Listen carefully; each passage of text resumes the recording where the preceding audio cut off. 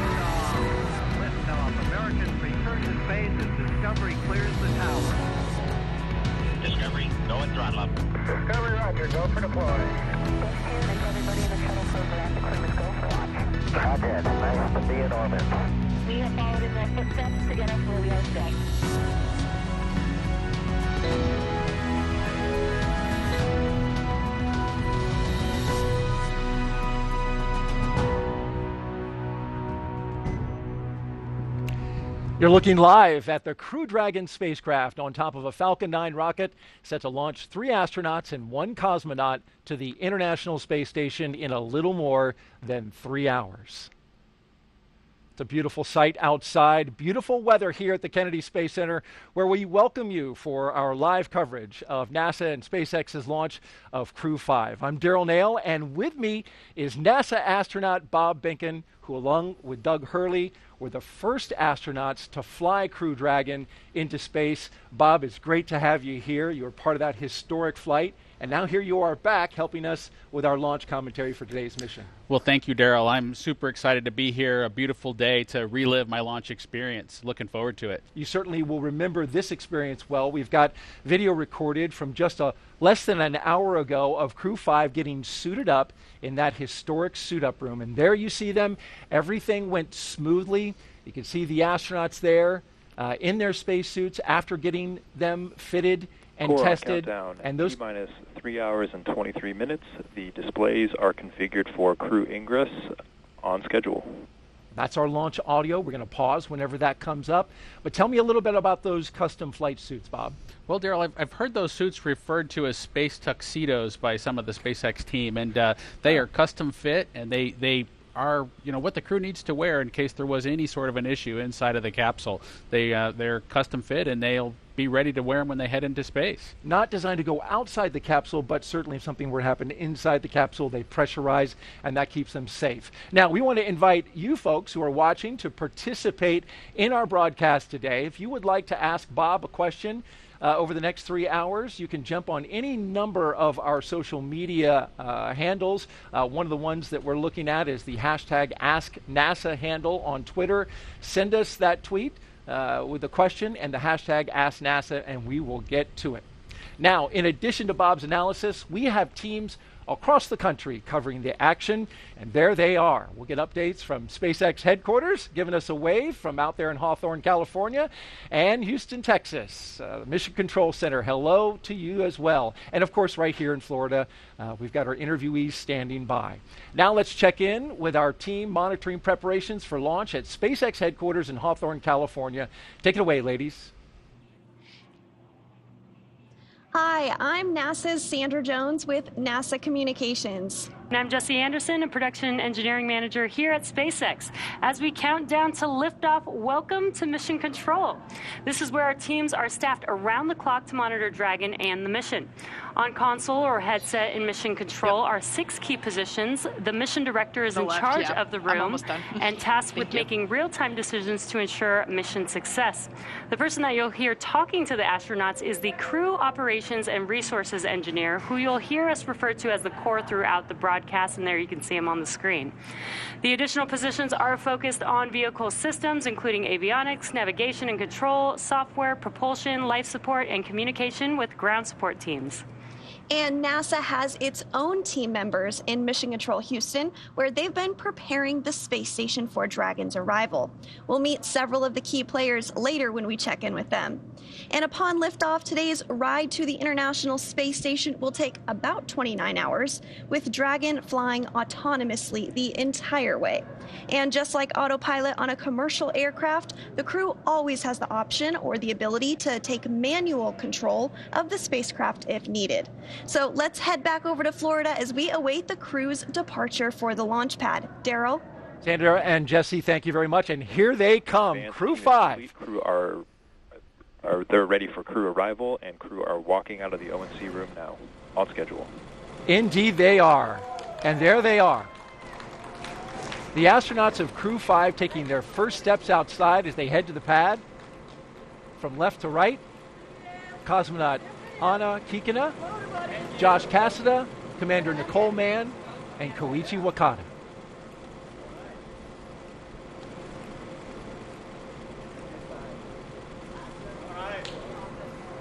So that was a pose for a picture. And here they go to their ride out to the pad. 3 Teslas all lined up in queue, along with a full security escort. And the folks you see there, family, loved ones. This is a moment to have an exchange, Bob. It is. It's an opportunity for the crew, if you will, to take a little bit of a break from the technical briefs that they've been having this morning as they got suited up and understood what the weather conditions were. They get a chance to say goodbye to their families, see some smiling faces, again, have a little bit of a relaxing moment with their families before they get serious again and head out to the launch pad. And they keep a certain distance away. You can see the stanchions, you can see the family that are gathered there, and of course that's in the interest of the astronauts' health. That's absolutely true, Daryl. You know, the crew has been in a quarantine state for the last several days. You know, they don't want to bring anything to space station that we don't have, you know, really tight control of. And so they'll stay back from folks, but they'll give some air hugs and some waves. All right, let's listen in.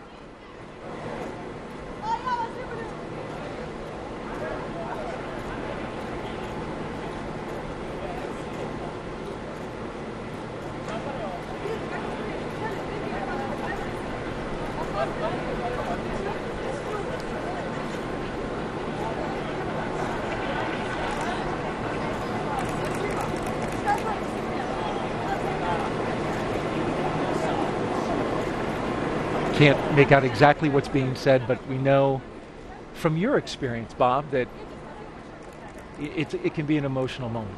Absolutely. You know, for the Demo 2 mission, my son was super excited to yell Launch America. So that was the one thing that you could absolutely hear. Even inside the suit with our deep insert earplugs, you could hear that Launch America tune when he sang it out. Your wife said the same thing, that you could hear him shouting out, and that's something actually particular to astronauts with young family members, with young children, that you have to prepare them for. I was watching a documentary. Your son wasn't exactly on board at the beginning. Absolutely. At the beginning of the idea of a parent launching into space was something he was unfamiliar with, a little bit scared of. But we brought him down here to Kennedy, got him a chance to see a cargo launch into space, and then by the end of that experience, he was ready for me to go first, Mommy to go second, and he said he was going third. So we'll wait to see if that happens. And then we'll have him on for the Crew-37 show. Yeah, he thinks probably Crew-16. So Crew he's 16, on a little okay, bit faster earlier. schedule, yeah. I like him. He's ambitious. Look at that license plate. I was just noticing that. Blast off. Yeah, Daryl, the SpaceX team has been creative with those license plates. It's always cool to see what they add to the Teslas to make the experience just a little bit personalized. It's a nice touch. As you can see, the media in the background positioning themselves for a good shot as the Teslas roll out with a full security escort on a 20-minute drive to pad 39A. And they're queuing up a playlist right now, Bob, with some tunes. In fact, I've got the playlist to one of the vehicles. I believe it's the lead astronaut vehicle, which would be the second one in this line. Here's what they're going to be listening to.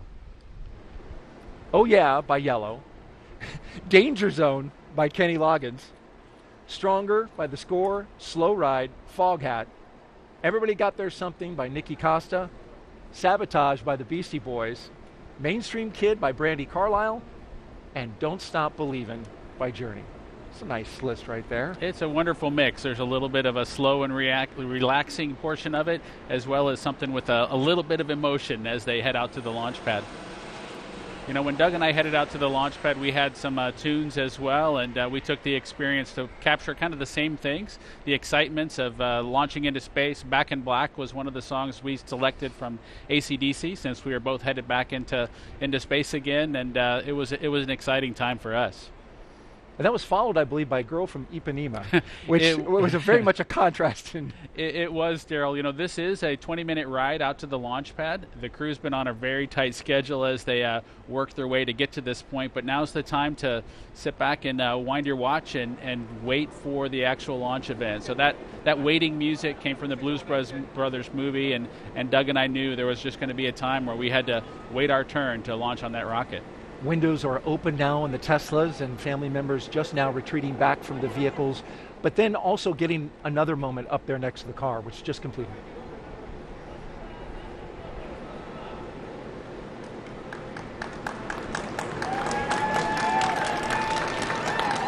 And there they go. Core on countdown. T-minus 3 hours and 15 minutes.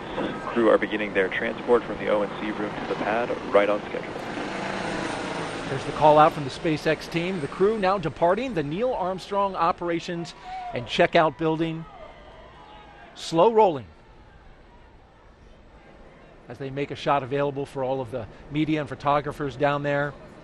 They're beginning their 20-minute drive with a full security escort across NASA's Kennedy Space Center and out to Launch Pad 39A. The track they're taking goes through the industrial area and then gets out to the NASA Causeway and the Kennedy Causeway.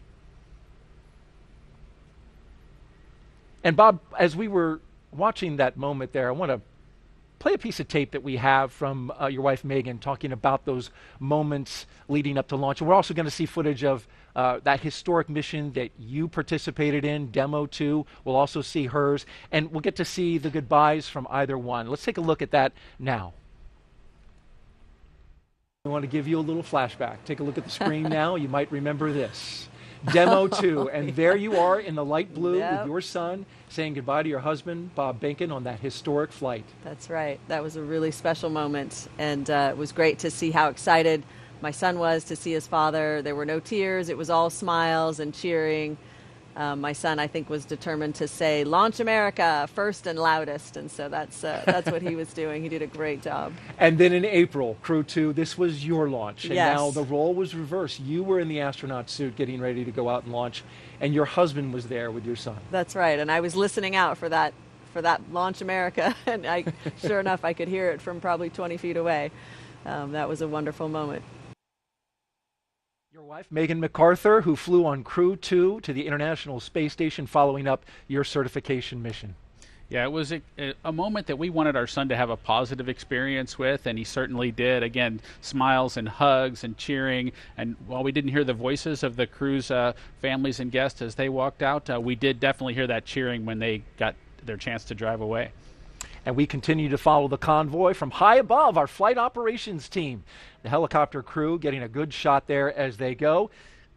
Now let's check in with Hawthorne and get our first update from SpaceX's Kate Tice, who, by the way, was at this very desk, Bob, when you launched. Good to have you back, Kate. Thanks, Daryl. I'm Kate Tice, and I'm the Quality Systems Engineering Manager here at SpaceX, and I'm going to be bringing you live status updates from the launch teams this morning. Now, for those following along with our launch preparations over the last week, you'll know that we had a successful dress rehearsal a couple days ago of our launch operations on October 2nd, followed by a successful static fire of our 9 Merlin 1D engines. Now, fast forward a bit to this morning, and we're coming up on, there it is, the T-minus 3 hour and 12-minute mark, and so far all is going well for launch. Earlier in the night, the team began clearing the hazard area and buildings around Pad 39A, known as the Blast Danger Area, or BDA, as you might hear it called out today. At T-minus 4 hours, there was a briefing by the SpaceX launch director, and good news, there is nothing significant to report on the rocket. At this time, the advanced team was also cleared to enter the pad and start prepping the vehicle for the crew's arrival, which we're tracking there on screen, and we're expecting them to arrive at about T-minus 2 hours and 55 minutes, so just shortly coming up. So the only people remaining on the pad at this point in time are those needed for ingress of the astronauts.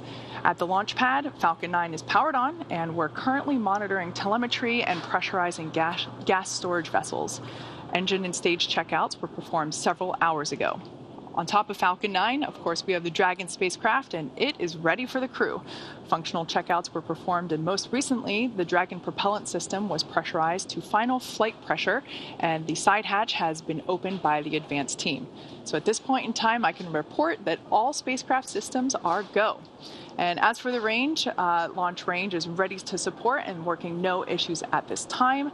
And as you have probably been following along, we have been tracking the weather conditions carefully over the last week as we dealt with the remnants of Hurricane Ian. As you can see on your screen, it's a gorgeous morning out there at Kennedy Space Center. The weather is cooperating as we count down to liftoff. We have been tracking downrange winds that had been no-go overnight, but as of the T-minus 6 hour weather brief this morning, it cleared and we were green there. So everything is looking good for weather at this point, but we will continue to monitor. Now, with all that being said, let's head back over to Daryl and Bob for another check-in from Kennedy. All right, thank you, Kate. And yes, the weather here at Kennedy is nearly perfect for launch. Let's introduce you now to today's crew. We begin with Nicole Mann. The California native holds a Master of Science in Mechanical Engineering and is a colonel in the Marine Corps. Nicole was selected by NASA in June 2013, and today the Crew-5 commander will be flying into space for the first time. And once she reaches the space station, she'll be the first Native American woman to stay on station. Sitting next to Nicole is Josh Cassada. He grew up in Bear Lake, Minnesota. The physicist and U.S. Navy test pilot flew 23 combat missions. He later became an instructor at the U.S. Naval Test Pilot School, and more recently, he served as the capsule communicator in mission control. But today, he's the pilot aboard Dragon. In the role of mission specialist is veteran Japanese astronaut Koichi Wakata. Altogether, Koichi flew 4 space shuttle missions, a Roscosmos Soyuz, and was on a long-duration stay aboard the International Space Station. Altogether, Koichi has spent 11 months in space, the veteran. And the fourth member, the second mission specialist, is Roscosmos cosmonaut Anna Kikina. She graduated from the Novosibirsk State Academy of Water Transport in 2006. In 2012, Anna officially became a candidate for the position of test cosmonaut. Crew-5 will be Anna's first flight into space as part of the recent resumption of integrated crews on U.S. Crew spacecraft and the Soyuz with the Russian state space corporation Roscosmos. As part of integrated crew, a week and a half ago, NASA astronaut Frank Rubio flew to the ISS aboard a Soyuz. Flying integrated crews ensures operational safety.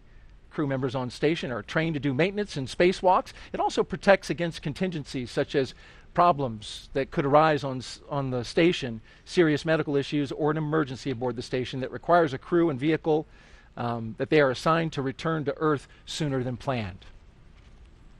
All right, the crew taking a turn onto the Saturn Causeway, and this is the road that leads to the Vehicle Assembly Building, which is notable, Bob, because the astronauts right now taking a similar path to Hurricane Ian as it crossed the state and came over our area. That's the operations and support building behind it, but then behind that, going through here, is the Vehicle Assembly Building. And after studying the data, we learned the storm took that similar path. And as we widen out the view here, you can see, there it is, the Artemis logo, and a great shot of that Vehicle Assembly Building with the crew going by.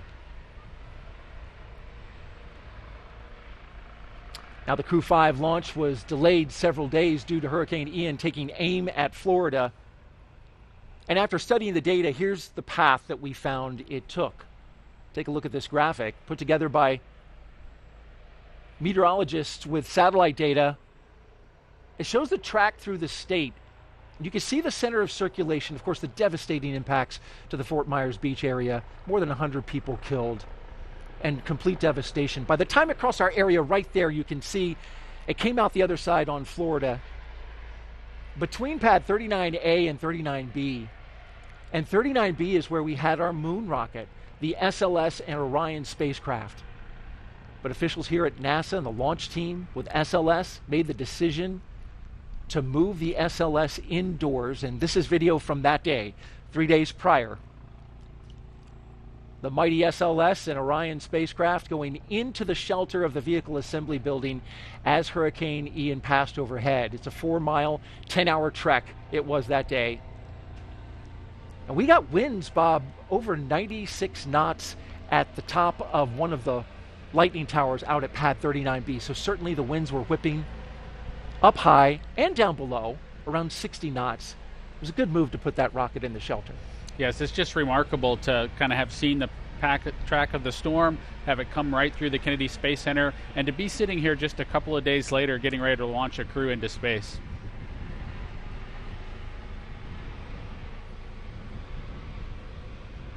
So now we await a new launch date for Artemis, which we know is going to be targeted in the mid-November area.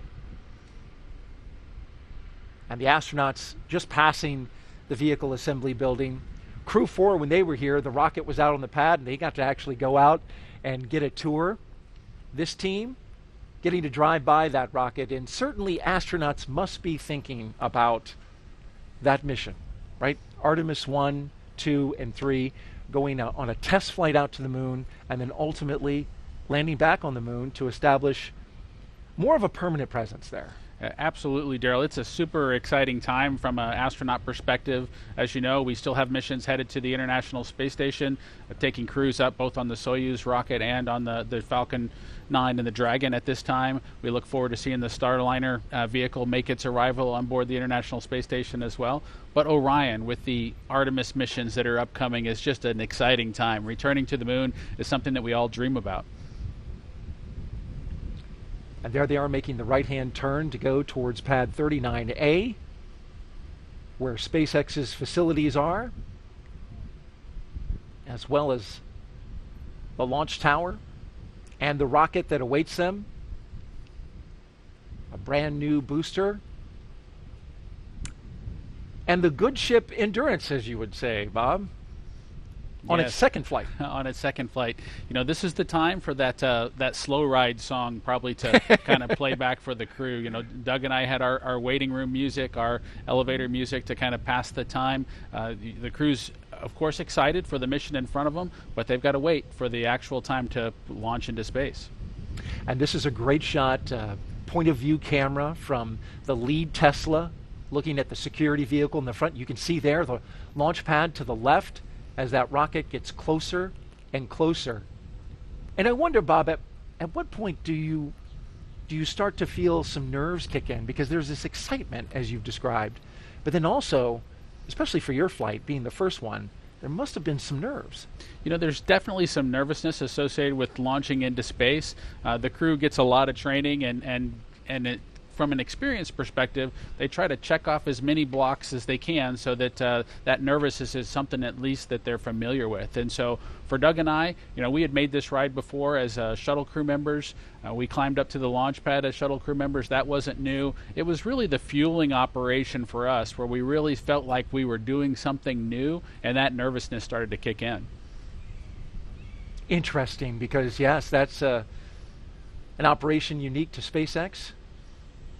Yes, the fueling of the rocket with the crew on board is something that was new with the Falcon 9 rocket, and it's new from a crew, from an astronaut perspective, from our experience base, but they've managed to accomplish it super successfully.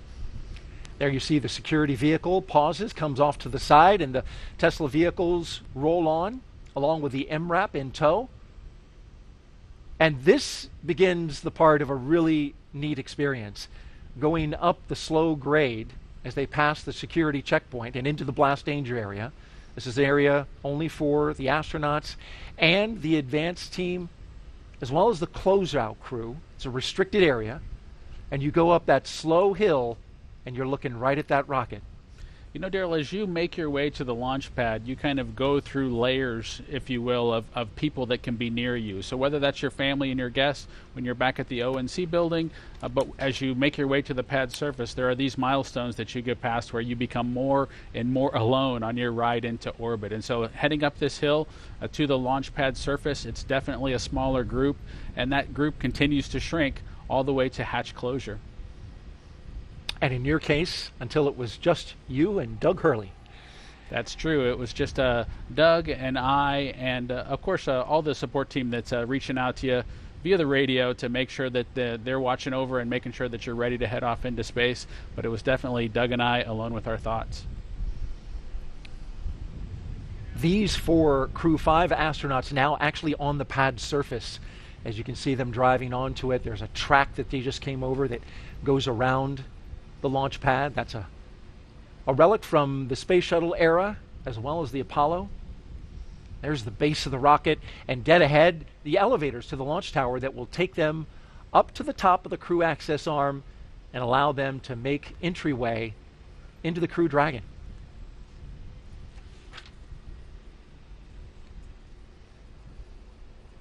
And at T-minus 2 hours and 55 minutes, we'll get that in. it's always best to be a little bit early if you can for each of these major events, of course. And so for them to arrive when they're supposed to be there is what's critical. Countdown. T-minus 3 hours. Crew have arrived at the pad on schedule. And so the crews arrived at the pad. Of course, they'll have a couple of opportunities to pause as they make their way up. There'll be some photo opportunities for them to take a mental picture of the rocket itself, look up from below before they climb into the capsule. Now, Crew-5 is NASA and SpaceX's 5th crew rotation to the International Space Station since 2020. This successful NASA program is called Commercial Crew. It's based right here at the Kennedy Space Center. Time now to join Megan Cruz. She is live on top of the Operations and Support Building number 2 with one of the leaders of this program. Megan. Daryl, thank you so much. Yes, we are here with Phil McAllister, Director of NASA's Commercial Space Division. Phil, we're so happy to have you here. Thank you. Happy to be here. Well, today, we just saw the crew arrive at the pad. This is NASA's Crew-5 with SpaceX. How has working with these commercial companies benefited NASA? So we both benefit. I think that's what's key with these partnerships. Obviously, SpaceX benefits from our 50 years of human spaceflight experience, but we also benefit by seeing these commercial companies and how they do business and how innovative they can be. Right. And we find there's new ways of doing things that maybe we haven't thought of. So I see the partnership as benefiting both groups. It's kind of like when we first started working with the Russians. They had a very different way of doing business, and I think both programs benefited from that experience. Right. But it's not just the Commercial Crew program. How else have we fostered commercial space and sending more people and science to low Earth orbit? Well, I think it all started with the Commercial Cargo program in 2005. That was the first I think, real commercial partnership that we had, certainly on the human spaceflight side. So then we had this cargo capability, and then we advanced that to crew, and now we can launch people to low Earth orbit and the International Space Station. And the thing that we have on our horizon, the thing that I'm working on right now, is destinations or commercial space stations. We know the space station, the International Space Station, is going to be retired in 2030. We need to have continuous access to space and a destination to go to. So now we want commercial companies to build a private space station where we can just be one of many customers. Yeah, and to that end, what are we doing to encourage that? We have 4 agreements and contracts with companies now: Axiom Space, NanoRacks, Blue Origin, and Northrop Grumman. They all have different concepts, and they all have different transportation modes, and they all are kind of targeting different markets. So it's really interesting. This is sort of the early development time. Okay. And I think things will shake out. I don't think we'll have a big enough market to keep 4 space stations on orbit. So this is the time when they innovate and they're competing, and it's kind of cool to see each one of these stations and how they develop. And again, why is this important to us? Why do we want to be one of many customers in low Earth orbit? So I think there's lots of reasons. Number one, when we first started building the International Space Station, there wasn't any other space stations that we could use at that time, so NASA had to build it. But today, we can leverage private sector investment because there are other customers other than NASA who want to go to low Earth orbit, and either for science or just to look out the window or whatever, for whatever reason. So we can take advantage of that. We don't have to pay for the entire infrastructure. Right. We can just be a customer and just pay our own sort of fare for what we do. And so it's more beneficial for NASA, and then we can take that savings and put it into our Moon-Mars initiative. I really feel like the Artemis mission, the SLS and the Orion that was on the pad and we will hopefully launch next month, I don't think it would be as far along as it is today if it weren't for our commercial partnerships, because they help save us money, and we could take that savings and put it into our deep space exploration programs. Yeah, and you said personally this is what you've been working on for years now. How does it make you feel knowing that, as you just said, the success we've had with commercial space is really fueling what we will see in the future with NASA?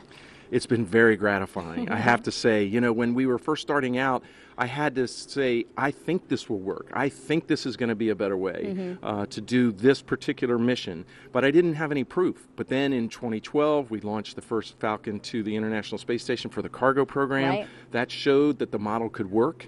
And then in 2020, we had Bob and Doug, who flew on the Demo 2 mission, went to the International Space Station. That was just, it was just an amazing mission. That's great. Yeah.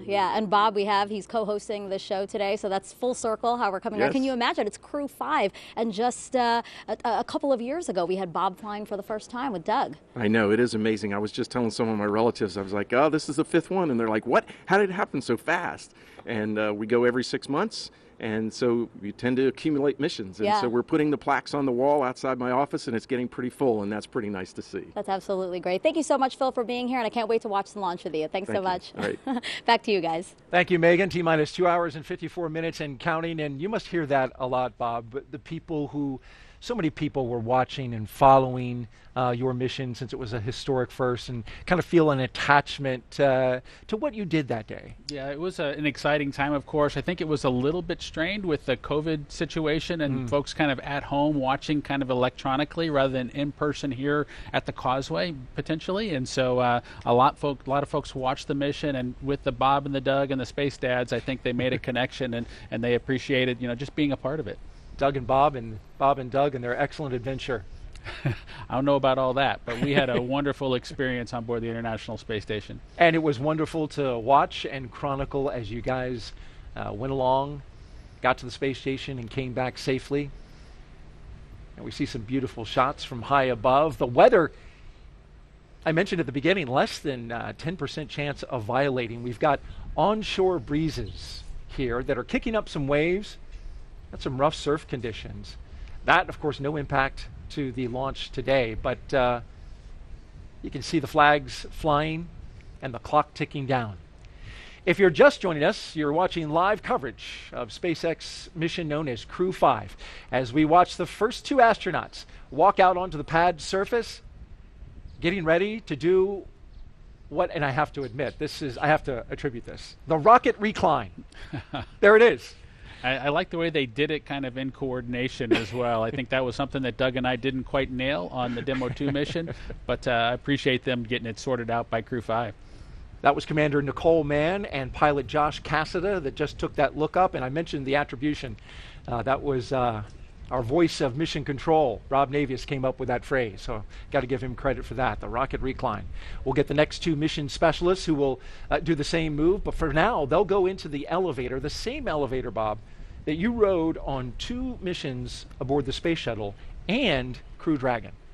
That's true, Daryl. That elevator there on the 39 Alpha launch pad is just a wonderful experience to kind of be able to bring it back into the game and be able to fly kind of, if you will, slowly up to the pad surface before making a stairway walk up to the actual location where you walk out to the Dragon capsule. And there we see the top of the elevators where they'll walk out, and this is something that they have rehearsed a few times. Certainly we were here when they rehearsed it the other day during what's called a dry dress rehearsal. Yeah, the crew has been through this before, and like I mentioned a little bit earlier, it is really important to kind of get the nervousness out to have done these operations once before. We can see Nicole and Josh there as they've made their way out of the elevator. They'll walk around the back and make their way up the stairs to the actual walkout area where they'll potentially have a chance to make a phone call, reach out to their family one more time before heading out to the White Room itself and climbing into the ship. And the closeout team right behind them from SpaceX as they greet some of the members of that team with some fist bumps. The telephone you mentioned, Bob, is there on the right-hand side of that hallway there. But what I notice is the astronauts tend to pause right about here because it looks like that is a spectacular view. It is, Daryl. It is their chance. Of course, you've mentioned the rocket recline where they're able to look up at the rocket. They're kind of co-level with the vehicle at this point. They're able to look out, see the ocean, see the rocket, see the capsule itself before getting ready to kind of take that next step and head into the vehicle. And there you see one of the astronauts doing just that. To the right, they are looking out over Launch Complex 39A and the Space Coast. No doubt having a view that is similar to this from our flight ops team here at Kennedy. What a great shot. On the left there, you've got the launch tower, and that is the crew access arm that bridges the gap between the launch tower and the rocket on the right. And you can see, Daryl, the second two crew members getting ready to do their rocket recline, if you will, and get a chance to look up at the vehicle. I know they're excited to get their chance to climb in and strap down. Not quite as perfect and in sync as Josh and Nicole were, but they did a great job. Again, better than Bob and Doug. So better than Bob and Doug, but not quite as tightly choreographed as Nicole and Josh. They nailed it. Nonetheless, they get a great view right before they make their way into their spacecraft, and that will ultimately take them into space. We've got a split screen now. The two mission specialists on the left, and to the right, we're tracking our pilot and commander.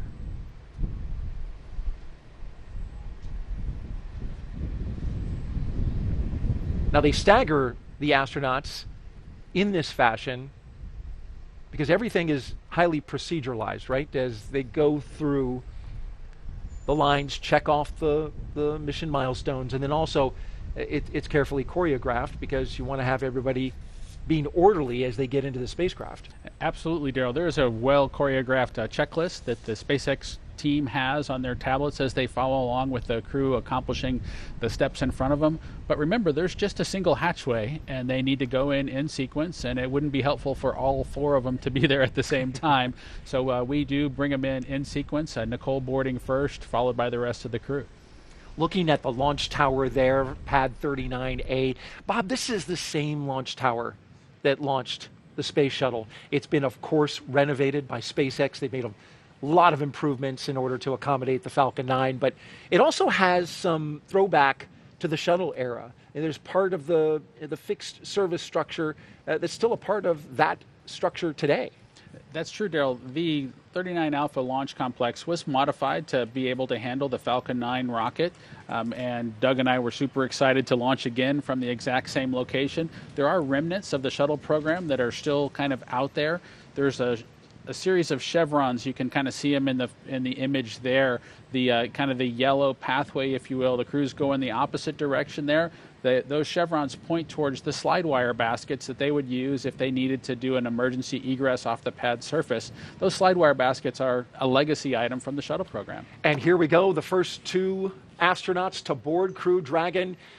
On the left, Josh Cassada, and on the right, Commander Nicole Mann.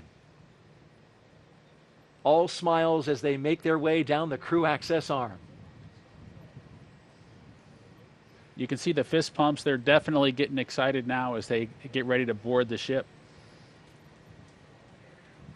And they make their way into what's called the White Room.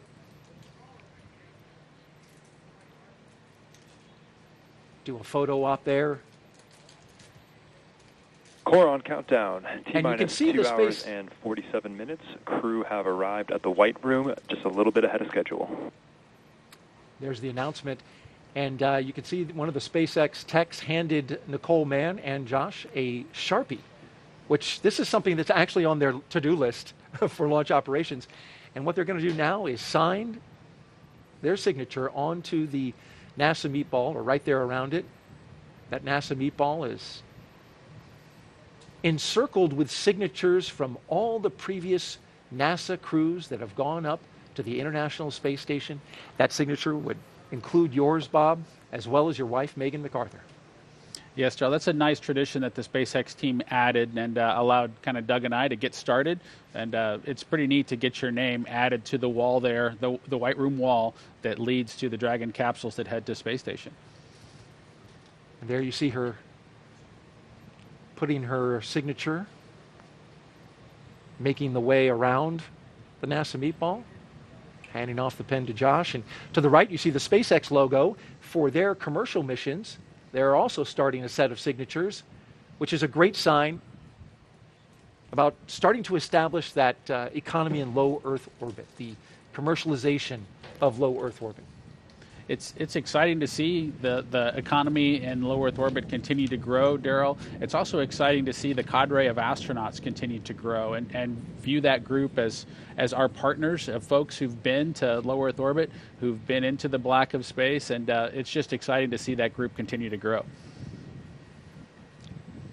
As the astronauts prepare to go inside, the first two, the commander and pilot, we've got the mission specialists on the left-hand side of your screen, making their way towards the crew access arm.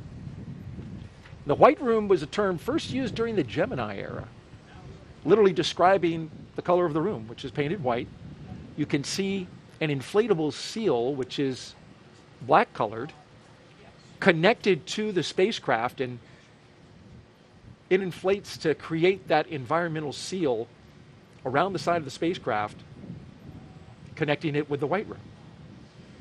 It does, Gerald. That seal, of course, would protect if there was a kind of rain or anything else kind of going on in the area. We don't have that today. We have beautiful weather, but it does ensure that the elements of Florida don't make too far of a way into the capsule itself. So you don't want any mosquitoes or anything headed into orbit with you, and so that seal does its job.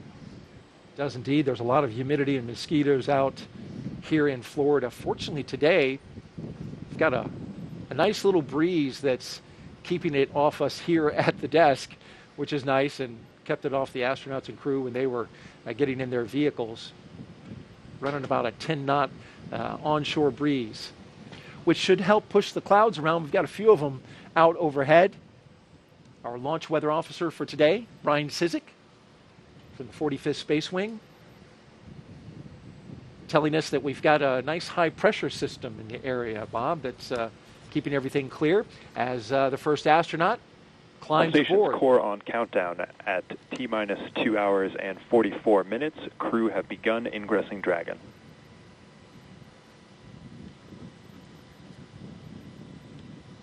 You got to be careful to not bump your head, it looks like.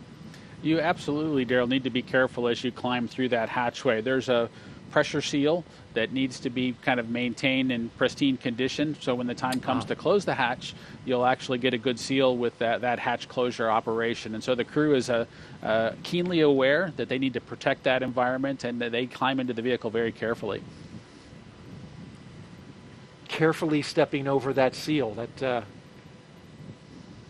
That's important, and later we'll see the closeout team closely inspecting that seal just to make sure that there's no debris, no what they call FOD, foreign object debris, which could compromise the seal, something you want to make sure you keep the environment on the inside and space on the outside.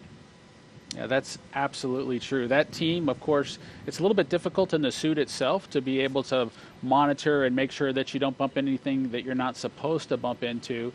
But that team of SpaceX folks just does a great job with assisting the crew, letting them do as much as they would like to do on their own, but also ensuring that everything's done perfectly so that nothing has to be redone in the time-critical situation for launch. And here come our second two astronauts, mission specialists Koichi Wakata and Anna Kikina.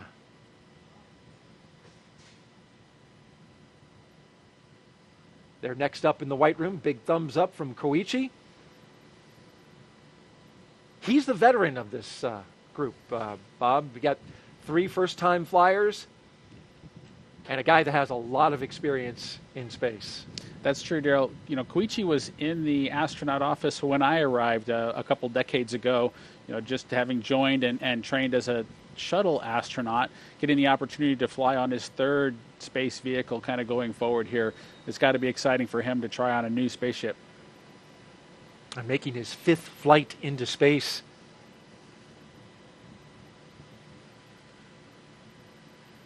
Got the green light flashing above, and I'm going to take that as green as go. Certainly better than a red flashing light. Yes.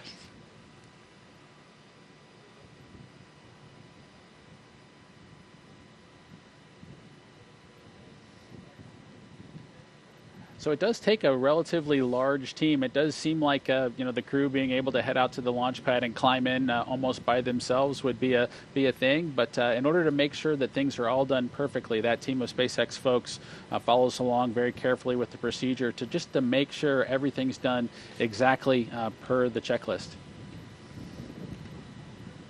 And our mission specialists will now put their signatures on the white room as the commander and pilot finish up securing their 5-point harness into their seat, getting a snug fit, as you can see there. Josh Cassada making sure everything is lined up correctly. Looks like he's got 4 hands. But those are his gloves. I'm sure an extra set of hands couldn't hurt. Yeah, no, he just has the two hands, just like the rest of us, but he does have the gloves there kind of taken off to kind of give him some additional dexterity as he tries to work through getting all the strap-in process completed. You mentioned the 5-point harness, much like a racing harness that the astronauts strap in with. Likely they won't need all of the capability of that harness as they head into orbit and take their ride, but it does provide some capability should the emergency escape system be activated to really keep them strapped tightly into their seats. Seats that are also sized to your proportions, right? And the suit is custom, but the seat, I believe, has 3 different sizes. I believe small, medium, and large. The seat has some different sizes. The armrest have some different lengths, and the footrest have some different lengths. So there are several adjustments that can be made. Not quite completely custom, but it does, I guess, with you look at all the way up to Crew-5, we probably haven't exercised all the options that are out there, but definitely have some flexibility in customizing the seat to make it fit the astronaut. And interesting note about the spacecraft endurance that SpaceX and NASA recently hitting a really incredible joint milestone. Crew-5 is SpaceX, of course, is 8th crewed mission since May of 2020. But as of this mission, Bob, Dragon is now certified for 5 times reuse. Prior to that, it was 1-time reuse, but they've gone through the process with NASA and accomplished that reuse milestone, which that's impressive. We'll see more flights from Endurance. That's true, Daryl. It is really critical that these commercial vehicles kind of meet their reuse milestones, so that we can continue servicing the International Space Station by rotating crews. And so it's a huge accomplishment to get that behind folks so that we can continue planning for, the duration of Space Station's lifetime being accessible by the Dragon capsule. We continue to watch the action live. In the meantime, let's toss it out back to California with Jesse and Sandra. Thanks, Daryl. This is always an exciting moment watching the crew climb aboard Dragon. This phase of the mission is also referred to as crew ingress, and that term ingress is used when crew members are getting into a spacecraft or airlock, while egress means the exact opposite, they're exiting. So prior to getting on board, the crew completed a foreign object debris check, or FOD check, and that means they themselves have to be inspected for any substances or debris that isn't supposed to be on them or their spacesuits, because this could potentially cause damage to Dragon. And that's also why the crew is wearing covers on their boots and on the umbilical port of their spacesuits. Those covers get removed before they enter the spacecraft. Foreign object debris prevention actually begins right here in Hawthorne before the spacecraft leaves SpaceX headquarters and is carefully controlled all the way through launch day until Dragon's hatch is closed. They're now getting buckled in and attaching their umbilicals to their suits, and you can see the suit techs or closeout techs are present, helping them out as needed. The umbilicals allow the crew to have comms through their suit, air to help keep them cool, as well as delivers nitrox for suit pressurization. As we mentioned earlier in the broadcast, the suit's primary function is to protect the crew in the event of a cabin depressurization. And there are 4 seats configured right now inside of Dragon and are numbered 1 to 4 from right to left when looking at the seats from the hatch. Anna Kikina will be in seat 1 on the very far left, and you see she just climbed in a couple of moments ago. Nicole Mann will be, Josh Cassada will be in seat 2, or the commander's seat, and Josh Cassada will be beside her in the pilot seat. And then on the very end is Koichi Wakata, who is in seat 4, all the way to the right, who just climbed aboard just a moment ago as well. And directly in front of the crew members are 3 displays, which they'll use throughout the flight, getting insight into Dragon's systems, seeing any alerts or issues with the vehicle, and if required, taking control and manually flying Dragon. Now, once the crew is all settled in, coming up will be a comm check, and that will be to make sure that they can communicate with mission control. And then once that's complete, their seats will be rotated in position for launch. So very exciting watching them getting settled in. We've got this awesome view of the Falcon 9 with Dragon on top, crew on board already. We have been watching the crew since this morning make their way to the launch pad, climb up the fixed service structure, walk across that beautiful crew arm that you see there on your screen.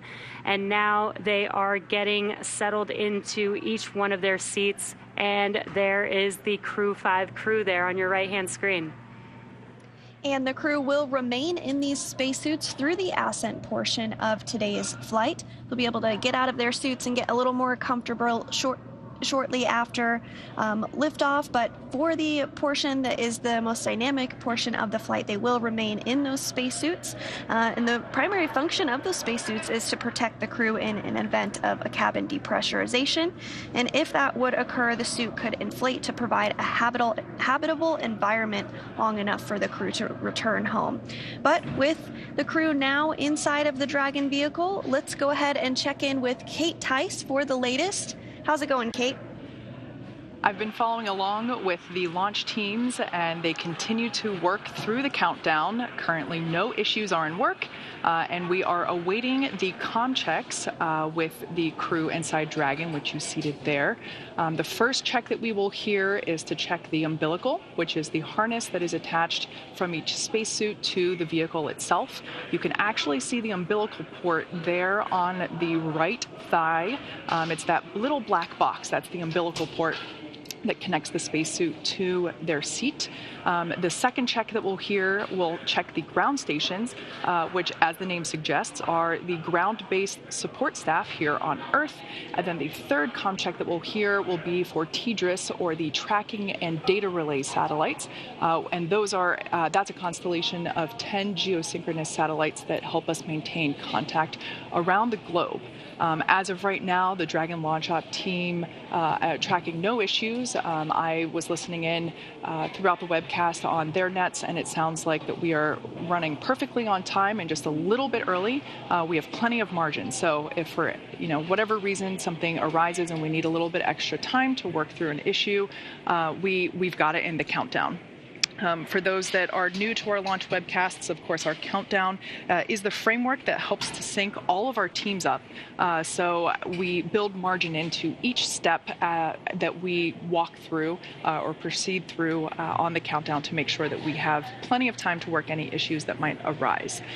So with all that being said, everything is looking good on the Dragon side. As for the Falcon 9 team, they are located in Firing Room 4 in the Launch Control Center at Kennedy Space Center, which you see there on your screen.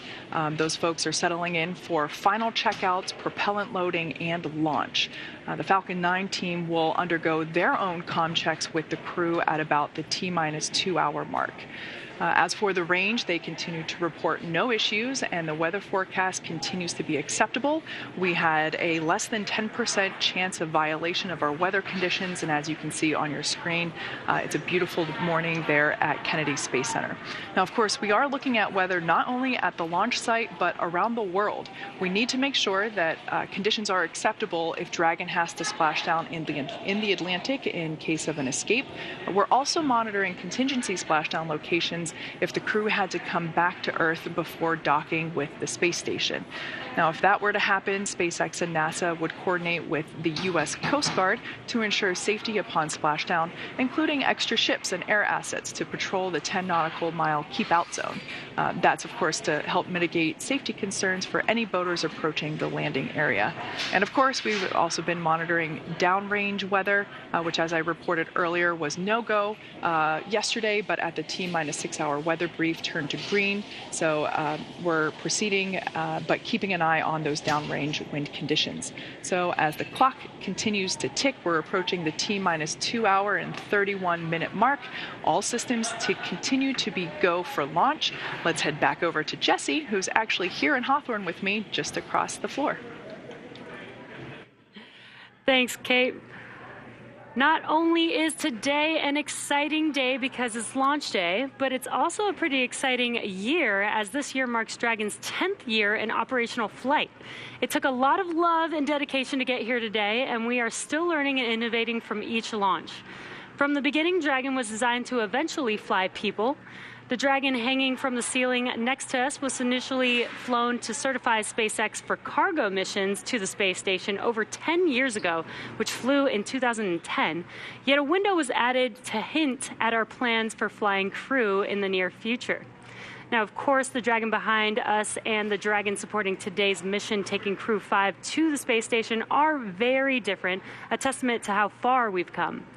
It's been a little over 2 years since we flew Demo 2, which was on May 30th of 2020.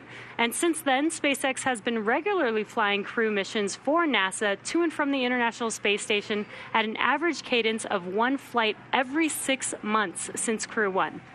Crew-5 marks SpaceX's 6th crewed spaceflight for NASA and our 8th human spaceflight mission overall, including private passenger missions Inspiration-4 and Axiom-1. Now, speaking of Inspiration-4, you may remember Jared Isaacman, who served as commander for the Inspiration-4 mission. Jared is planning to return to space with us under the Polaris program. Now, through this program, Jared, along with his crew, will embark on 3 human spaceflight missions, culminating in the inaugural flight of SpaceX's Starship with humans on board. The crew for the first mission, Polaris Dawn, has been busy preparing for their flight, which is currently targeted for no earlier than March 2023.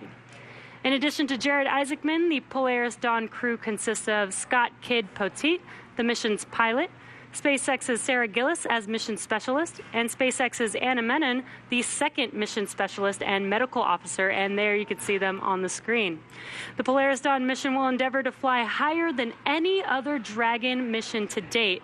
The crew will also be attempting the world's first ever commercial spacewalk using our newly designed EVA suits.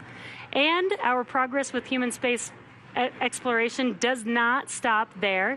As you can see, we've started construction on a new Starship pad at Kennedy Space Center, the same pad that will take NASA's human space lander system to the moon. That's right, Jesse. NASA's efforts, particularly with the Commercial Crew Program and the certification of the SpaceX Dragon, are aiding in building the foundation for a robust U.S.-led commercial economy in low Earth orbit.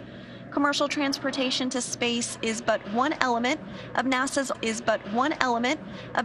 larger plan for commercialization, and we're enabling the development of commercial space stations, private astronaut missions to station, demand for in-space manufacturing, and much more. And soon the agency will launch Artemis to the moon and beyond as part of a test flight of the Space Launch System rocket. Dragon, ready for comm checks. Copy, Dragon. Stand by for umbilical comm check. And we did just hear those words that comm checks will be starting here shortly. So the Orion spacecraft and all of its components will be tested from end to end in this uncrewed test flight. This is a key milestone before we fly humans on board as part of Artemis 2, and then have humans land on the moon on Artemis 3. Now on your screen, you're seeing some waves, some thumbs up, some goodbyes to the team on the ground. Once they close CDR, this hatch. PLT, MS1, MS2, comm check. CDR has you loud and clear. PLT has you loud and clear. MS1 has you loud and clear. MS2 has you loud and clear. Core, loud and clear. Umbilical comm check is complete. Stand by for ground station comm check.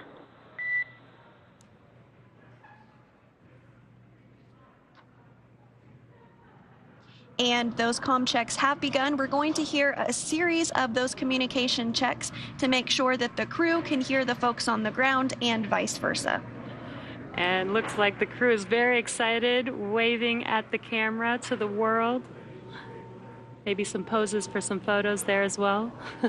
Yeah, absolutely. And as I was saying right before the comm checks started, once they close this hatch, that's the last human being they're going to see on Earth until they splash down in a few months from now.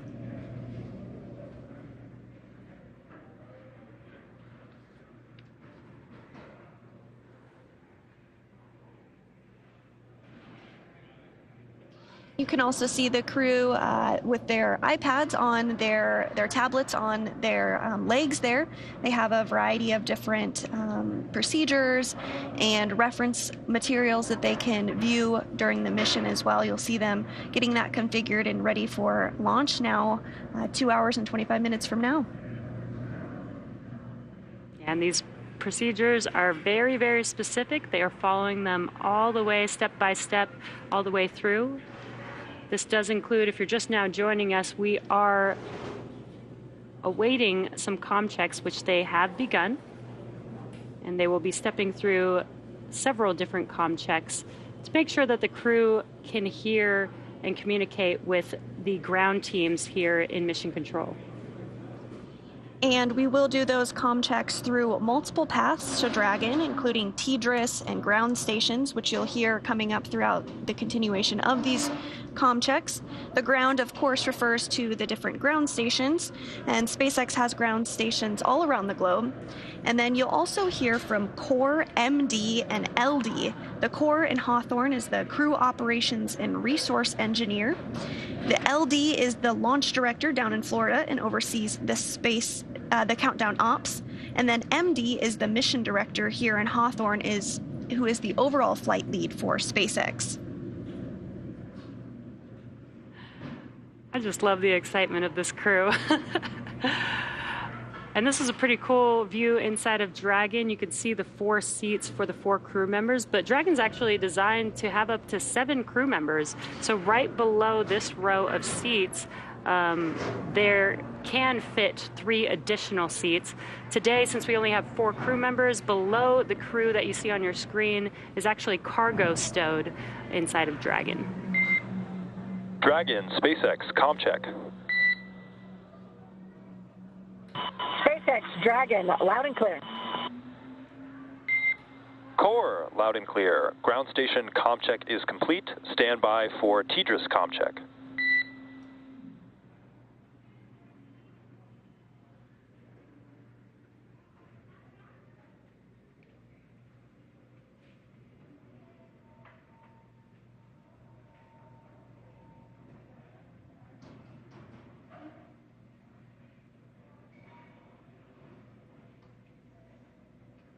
We did have a good comm check with the Core standing by for the next comm check, which is going to be TDRS, and that's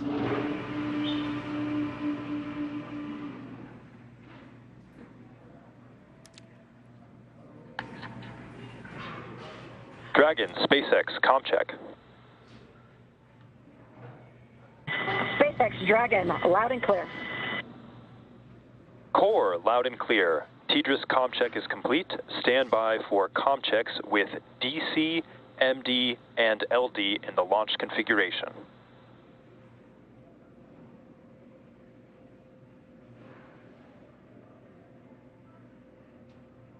Dragon, DC on countdown 1, comm check. DC Dragon, loud and clear. DC, loud and clear. Stand by for comm checks with MD.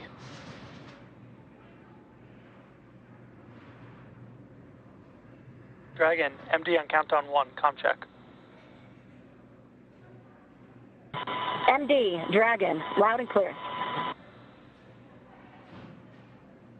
MD, loud and clear. Stand by for comm check over Dragon the ground.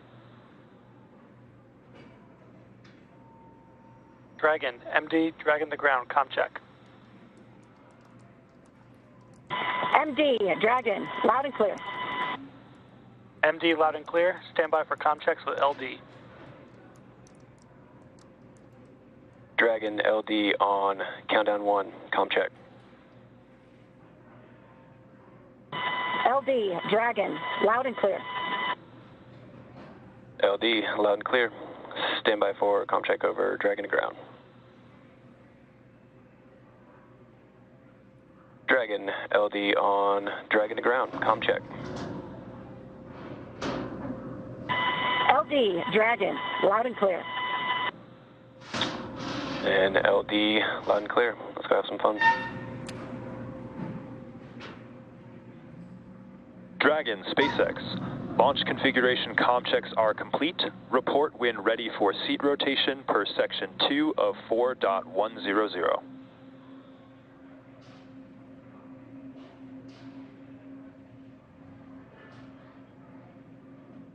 And now that we have successful comm checks, let's go over to the Johnson Space. SpaceX Dragon, we are ready for section 2 and ready for seat rotation.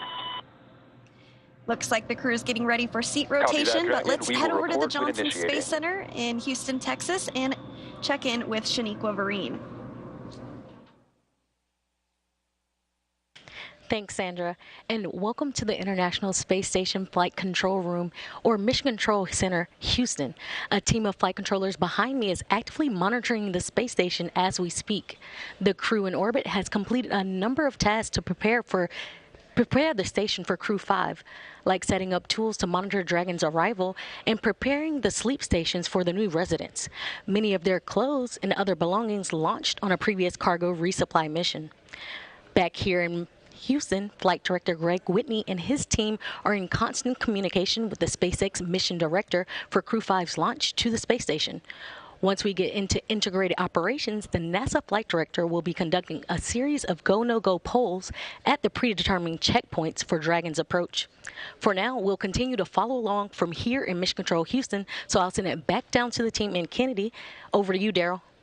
All right, thank you, Shaniqua. And if you're just joining us, it is T-minus 2 hours and 19 minutes until Crew-5 launches as part of the NASA Commercial Crew Program. We've got Commander Nicole Mann, pilot Josh Cassada, and mission specialist Koichi Wakata and Anna Kikina. They are strapped into their seats inside Dragon Endurance. I'm Daryl Nail, and this is Bob Benkin, history-making astronaut here. If you want to get a question into Bob live on the show, just hop on to a social media platform, any of the following: Twitter, YouTube, and Twitch. We're streaming on Facebook as well. Use the hashtag AskNASA, and we will take your question live on the air to Bob Benkin. Now, the Commercial Crew Program has hundreds of super smart engineers and technicians doing amazing work to get us up to the station, and Megan Cruz is with one of them. Megan.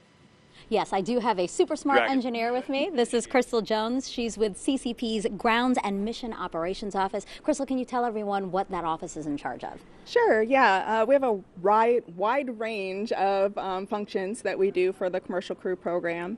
One is assessing ground systems for crew safety for both launch ops and recovery. An example of a ground system is the crew access arm, which we just saw the crew walk through to get to the spacecraft and ingress the spacecraft. That arm has to swing away from the vehicle for launch, but if there were some sort of emergency and the astronauts needed to get out of the spacecraft, that arm needs to come back really quickly to allow the astronauts to egress. So you're responsible for just making sure that everything is operating the way that it should be if that were to happen? Yes, correct. Okay. Yeah.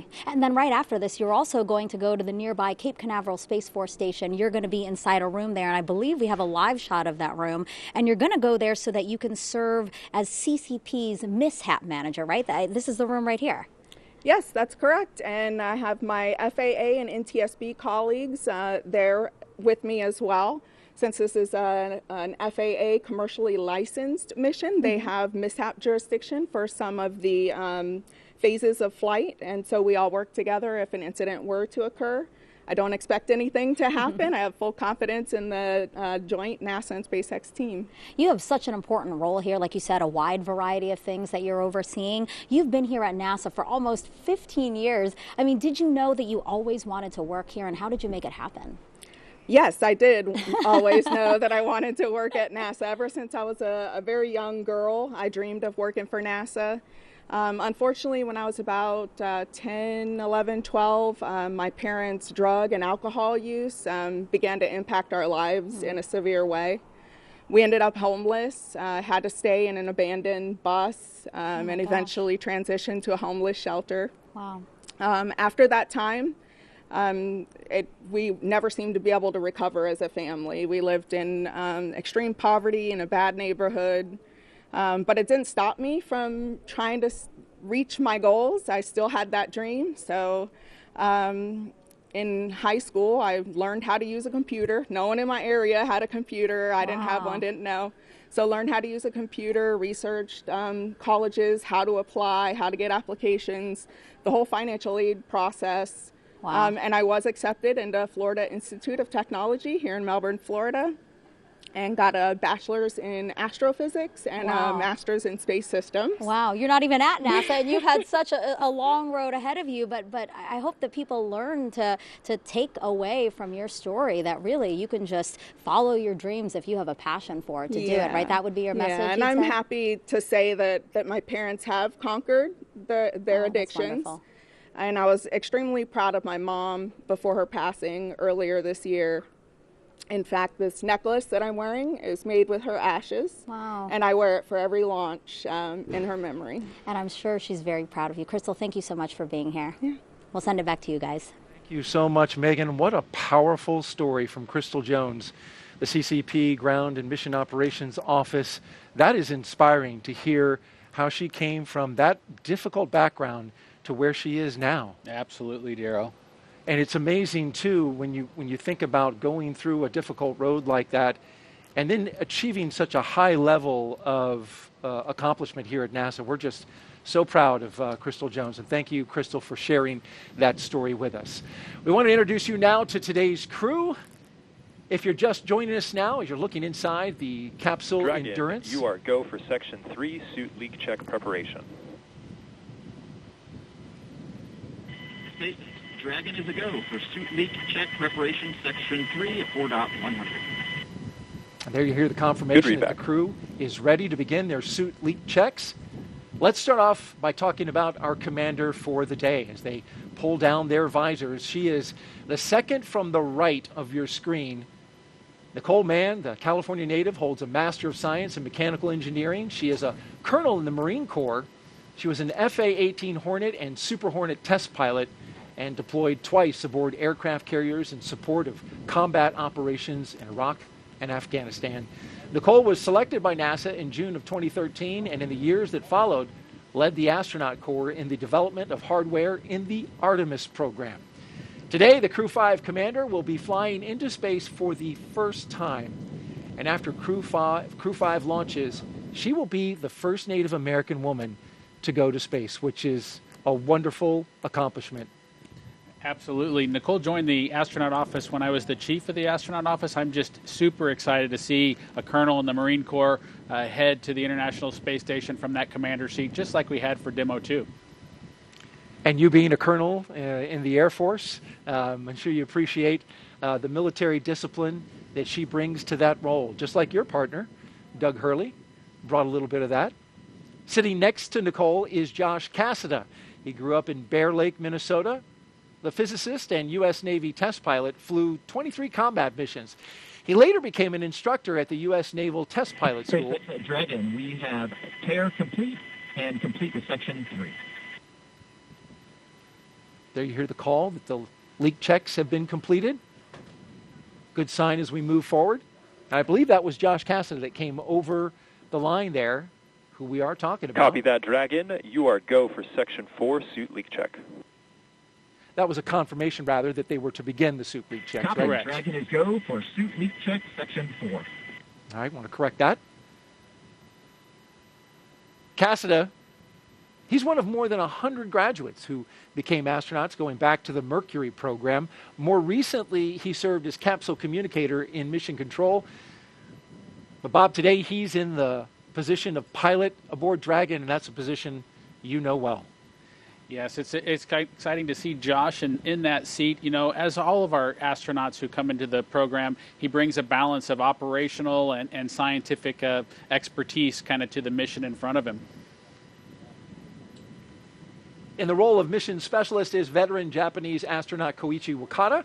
He has a doctorate in aerospace engineering and in 1996 became the first Japanese mission specialist aboard the Space Shuttle Endeavour for STS-72. Altogether, Koichi flew 4 space shuttle missions, a Russian Soyuz, and was on a long-duration stay aboard the International Space Station. During his 2-decade career as an astronaut, Koichi has spent 11 months in space, and so he is the guy with the experience on this crew, the other 3 first-time flyers. Joining Koichi in the role of mission specialist is Roscosmos cosmonaut Anna Kikina. She graduated from the Novosibirsk State Academy of Water Transport in 2006. In 2012, Anna officially became a candidate for the position of test cosmonaut. Crew-5 will be Anna's first flight into space. Now let's check in with our team out at Hawthorne, California. Kate Tice, what do you have? Thanks, Daryl. I'm following along with the launch countdown and our procedures. We're now coming up to T-minus 2 hours and 10 minutes. As you can see there on your screen, the crew is ready for leak checks. Those should be commencing any moment now. The countdown is proceeding nominally at this point on board the brand new Dragon spacecraft Endurance. We've already heard those communication checks between the Dragon team and the crew. We will hear checks, comm checks. So I'm hearing there's about a minute remaining in that leak check. There will be another communication check with the Falcon 9 launch team and the crew that comes up at about T-minus 2 hours. So at this point, we're in the leak check, less than a minute remaining. And after that, we'll be able to say leak checks are hopefully good. And at that point, the closeout lead will then verify that the cabin environments inside Dragon are good to go, and then begin procedures to close the side hatch of the Dragon spacecraft. So that's always an exciting moment. Of course, the closeout team will perform the final leak check on the hatch, and then once that is finished, the team will begin all their steps to ready the crew access arm for retraction, and then the closeout team will leave the pad at about T-minus 1 hour, and we'll hear that called out on the nets that the team has departed the pad. And at that point in time, only our Crew-5 astronauts will remain on the pad. Now, as for Falcon 9, that team is on console in firing room 4. They are preparing for their communication checks, which will occur at T-minus 1 hour and 55 minutes. SpaceX engineers have pressurized the launch vehicle gas storage bottles. Those are composite overwrap pressure vessels, or COPVs. They contain gases that are used to fill tanks with hot helium as propellant is that are filled with propellant, filled with hot helium as propellant is drained out of the first and second stages. We saw the same. Stand by while we just confirm those results long term, and then for next actions. Dragon copies and standing by.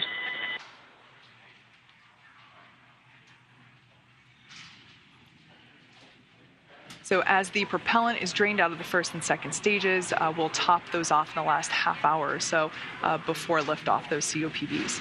Now, we also use pressurized gases to spin the Merlin engine turbo pump when we start an engine in space. The second stage MVAC engine starts up after the first stage separates, and then the first stage engines need to be restarted for that landing sequence. The gases are also used for attitude control systems, which help the vehicle with its orientation for deploying the grid fins and landing legs. Now, of course, we're continuing to keep an eye on the weather. You can see it remains a beautiful day at Pad 39A. We are watching weather at the launch site as well as around the world for contingency abort and landing zones. And Dragon SpaceX for suit leak checks. And it sounds like we're going to get confirmation of those leak checks now. Go ahead, SpaceX. All right, Josh. We saw you come in a little bit lower than you did on dry dress, so just as a measure of precaution, we're going to have the closeout lead come in and just take a quick look and double check that everything is looking secure for zippers and umbilicals. How copy? We copy, and we were thinking the same. Thanks a lot. Good read. All right, so it sounds like pilot Josh Cassada, his suit pressure is a little bit lower than what we read during the dry dress, which was the basically dress rehearsal that we performed early on Sunday, October 2nd. So the team is going to come back in and just make sure that all of the zippers on the spacesuit are zipped up to the appropriate height, just make sure that everything is locked into place. So we have plenty of margin in the launch countdown. The countdown is to make sure that all the teams are working toward T0 in a coordinated fashion, and we have lots of margin built in. So we are okay to go in and recheck that and reperform that suit leak check on Josh. So at this point in time, everything continues to be acceptable for launch. We're coming up to T-minus 2 hours and 6 minutes. So I'm going to toss it back to Daryl over at Kennedy Space Center. All right, thank you, Kate. And I'm here with Bob Benkin, astronaut from Demo 2 and NASA's first mission. And we want to talk a little bit about that leak check. Bob, you were following along as they were doing the checks. A crew now going inside. to double-check Josh Cassada's suit. What's that all about? Yeah, that's correct, Daryl. You know, we heard the words from the SpaceX team. What they saw was a slightly different indication than they saw during Josh's last leak check, and the team is just going to double check that to make sure that they don't see anything awry. Just abundance of caution. As you heard, the crew reported that they had a good leak check, and so the team's just using, again, an abundance of caution. And a little bit of air obviously comes through that suit and goes out the suit, right? So this is a level that would be maybe a little higher than what they normally see. That's correct. All right, very good. Well, we're back here at Kennedy, and the weather is beautiful for launch as we stand by. And there you can see the suit tech in there examining the zippers and the connection points in Josh Cassada's suit. So they hadn't shut the hatch yet, so that was an easy entry for that tech to go in there and check on that. Yeah, so they'll check each of the places where there could possibly be a leak. One of the places is that umbilical that you've seen them disconnect, and they're now reattaching after they checked the seal that was there. They'll verify the zippers that are on the suit to make sure that those are all closed all the way to the very end. And I know that for the crew, these sorts of situations can be a little bit frustrating. They can kind of break the sequence of events, but I know they'll get right back on track here and continue. Right, these are highly trained astronauts that have been getting ready for this moment for the past couple of years, certainly ready for all situations that they may come up against. And these suits, Bob, carry a lot, right, into the spacecraft. Dragon on Dragon ground from C3, heading here. A pause. C3, I've got you 5x5. How me? Got you the same, thank you. So I don't want to speculate too much, but when you pull the umbilical away, you know, there's an opportunity for the comm system to just need to be re-verified. So we heard Josh check back in. Those connection points, they're grouped together, right? You've got comm and air flowing into the suit at the same connection point. Correct. Also giving a check to Anas, or maybe just doing some zipping up and rechecking.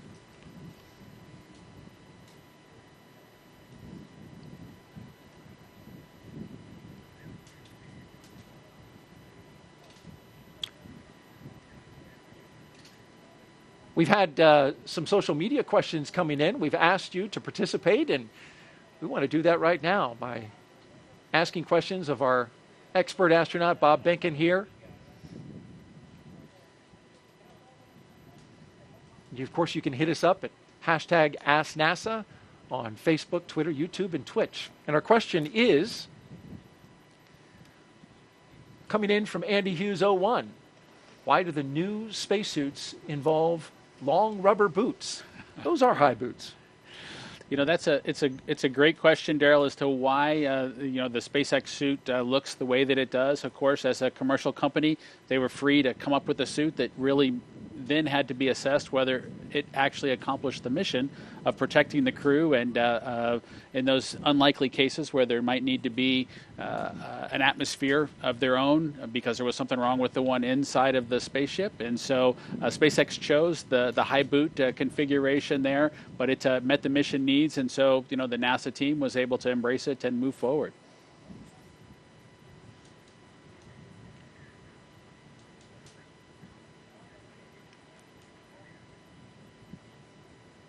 All right, we'll keep an eye on the action inside Crew-Dragon Endurance and our three astronauts and one cosmonaut who are standing by. The member of the closeout crew has exited the capsule. SpaceX, we got a report from the closeout lead about verifying all the zippers and umbilicals. We're just chatting with a few more folks to see if there's any other actions we want to take at this time. We do have 15 minutes remaining in the margin here, so plenty of time. Okay, Dragon copies. Thank you.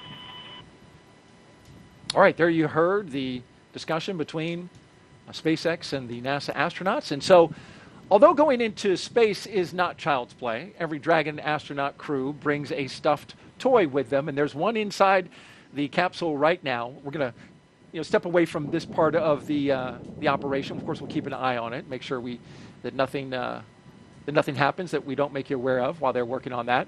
But we want to take a little lighter moment, right, and look at the stuffed toys that are inside the Crew. We don't know what the, or at least most people don't know what's inside Crew-5's capsule at the moment, but it has a purpose.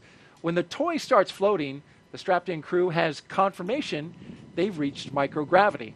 The toy is called a zero-G indicator, and there's been a half dozen or so on Dragon so far, starting with this little guy who can forget plush Earth, floating around by himself on the first uncrewed test flight in 2017 called Demo 1.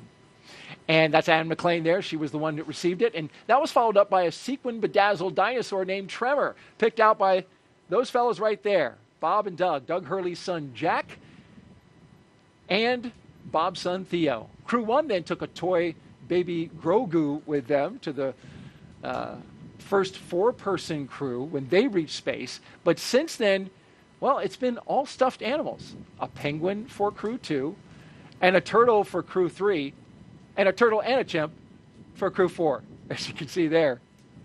And so right here on set, Bob was kind enough to bring Tremor with him that you saw floating around in his capsule.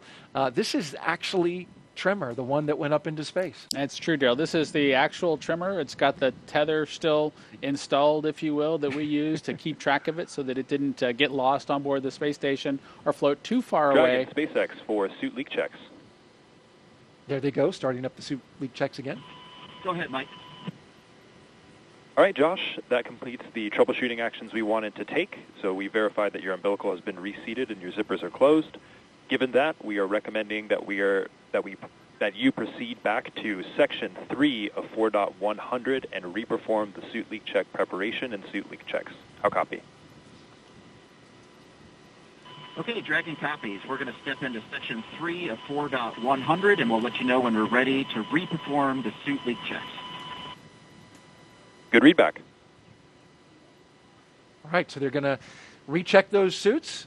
And while they do that really quickly, how did your son choose a bedazzled, sequined dinosaur for? Well, Daryl, you know, there's never no telling what goes through the minds of two young elementary school boys, my son Theo and Doug's son Jack. But they had a collection, and dinosaurs were near and dear to their hearts. They went through the collections that they had in front of them, and they picked the Apatosaurus Tremor. And so I'm glad that some other folks have been able to follow along with that tradition and be able to excite a couple of kids, if you will, about flying in space, even if it's for a stuffed animal. It's great to inspire the younger generations about space with something that they can access. And can you confirm that all the sequins are still there? I can confirm, and I do know that the teams look really closely at each of the zero-G indicators to make sure that they're compatible with the SpaceX Crew-Dragon's environment as well as the space station environment. And so we got approval, and we were able to take the Apatosaurus Tremor with us into space. That's a neat thing, and it lives now in the Benkin household. Crew-5 is the latest launch by Kennedy's Commercial Crew program. And Dragon, care is complete in step 3.9. We are ready for the checks. Copy that, Dragon. You are go for Section 4 suit leak check. All right, while they start up the suit. Let's go for suit leak check. The communication confirming they're going to restart the suit leak check. Bob Benkin telling me that the suits inflate just a little bit as they make that check. In the meantime, we'll take an interview now and check in with Kennedy's Commercial Crew program. It was created in 2011 and has been flying astronauts from American soil to the International Space Station for the last 2 years. Let's bring in NASA's Megan Cruz, who's with Kennedy Center Director Janet Petro.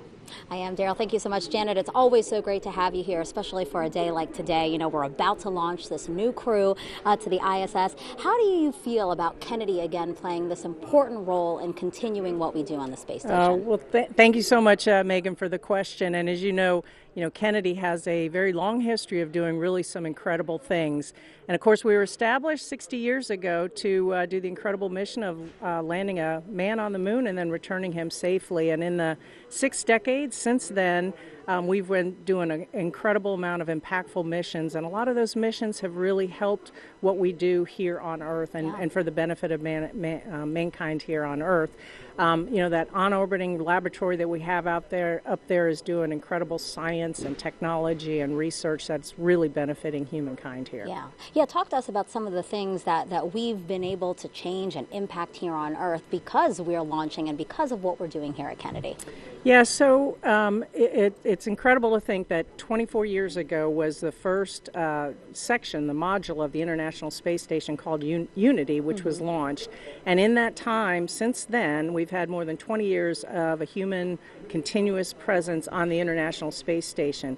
And every single time we launch a vehicle, whether it's a cargo or crew, we send up science and cargo and payloads where we do science research and technology development. And all of that not only benefits what we do here on Earth, promoting technology and bettering our life here, but also helps us to look forward to when we go back to the moon and then on to Mars. I'll talk about a few projects that we do here at Kennedy that I'm really proud of. One is the M-SOLO. It's a commercial off-the-shelf mass spectrometer that'll help us seek out and search for ice on the lunar surface. Wow. And then, of course, we are the experts resident here at Kennedy for plant biology. And as we're going to be sending our astronauts further and further into space, to the moon and then on to Mars, they're going to want some fresh food. And so that plant research is really going to help enable that to happen. Yeah, and of course you're alluding to Artemis 1. Right behind us is the iconic vehicle assembly building. Inside there is our Artemis 1 moon rocket. How excited are you for launch later this year, and just excited for again, Kennedy's role in deep space exploration? Yeah, it's an incredible honor to be here leading this center for that really, really historic mission coming up. And of course, Ian threw us a curveball, and so we had, we made the right decision and went back into the VAB. But the energy around the center and even across the whole Space Coast is still very palpable. Looking forward to that launch. And when it goes, boy, it's going to really rock the entire Space Coast. And as I said, it's going to be copy very, that, very Dragon. We saw the same we are with all 4 eagerly looking suits forward all to that passing their first leak mission, checks, which is even then though going Seat 3 to is help still in the us same going family. on to the That moon is and then on to Mars. Janet, thank you so much. And we actually just heard a integrity. call out there So at where this time, they're we are going completing to proceed with the count and move into Section 5 for side hatch closure and delay any other troubleshooting steps until we get on orbit. How copy? Okay, that's great news. Dragon copies, and we are going to continue into Section 3 of 4.100. Sorry, Section 5 of 4.100. Janet, thank you so Good much. So correction. sorry about that. We did want to take a pause so that people can hear again the operational loops that we're listening into. But thank you so much, and I hope to be watching Artemis 1 with you soon. Thank you very much, Megan, and go Crew-5. Perfect. Janet, thank you so much. Back to you, Daryl and Bob. Bye-bye. All right. Thank you, Megan and Janet. And as we were watching the crew there, we saw their suits inflate. We saw that pressurization happen. And then you heard a report out. And if you could just recap that for me, Bob. Yeah, I think the team saw similar indications, but it was 4 good leak checks with similar performance from all 3 suits, all 4 suits that they saw during that first leak check that they accomplished today inside the capsule. So they're going to continue with the launch count, and any further troubleshooting will be delayed until they're on orbit. So we're ready to continue with the count. And so up next, you can see there is the closure of the hatch. And the closeout team will begin performing that. There they are. The hatch is above the entryway into Dragon. They'll remove the environmental conditioning hoses. They'll document that seal and put that on their mobile pads and move through the process. You know, I always think of things like hatch closure as closing the door and it's done in an instant. But closure of the hatch on a spacecraft is done very carefully with a lot of meticulous steps to ensure that that environmental seal is just pristine and they are going to get a good seal when they close it up. You had the tech go over it and back into the spacecraft, so double check on that. They also document the seal. You'll see one of the techs take pictures all the way around the seal.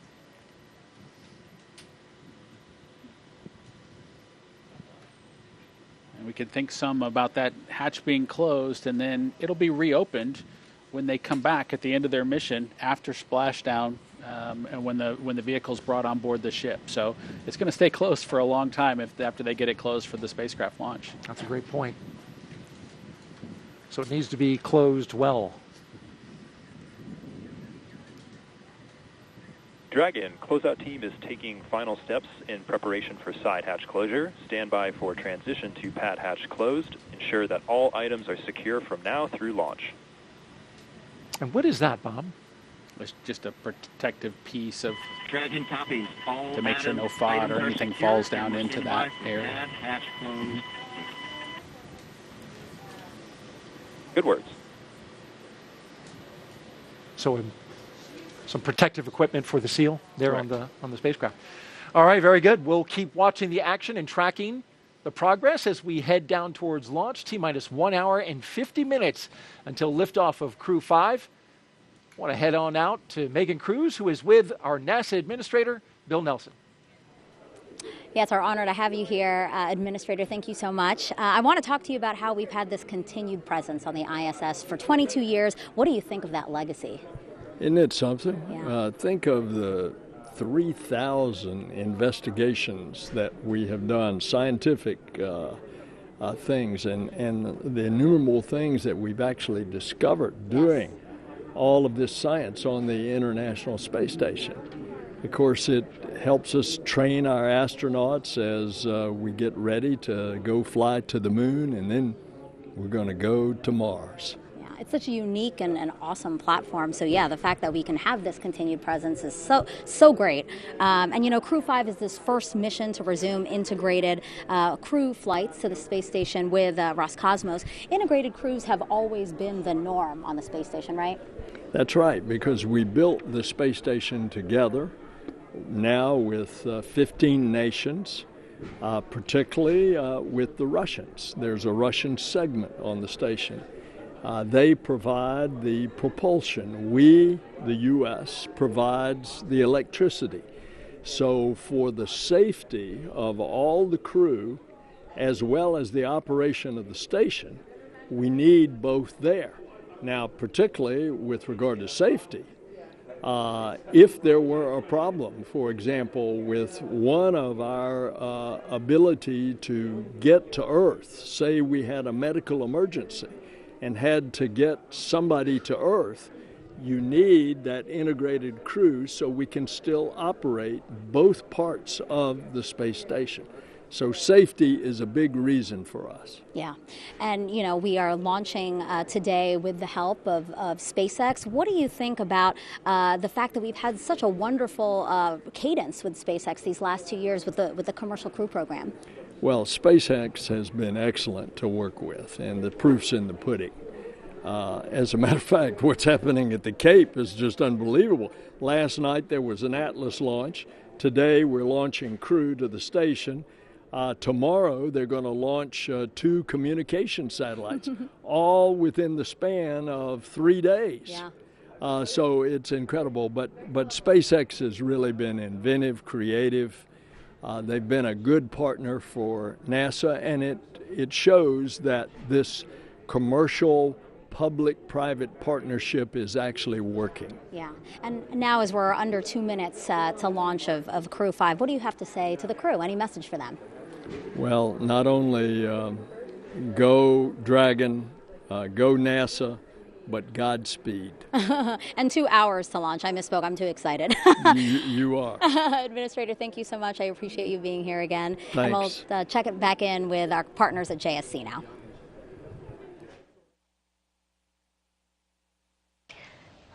Thanks, Megan. And when Crew-5 arrives at the space station tomorrow evening, they'll officially become Expedition 68 flight engineers.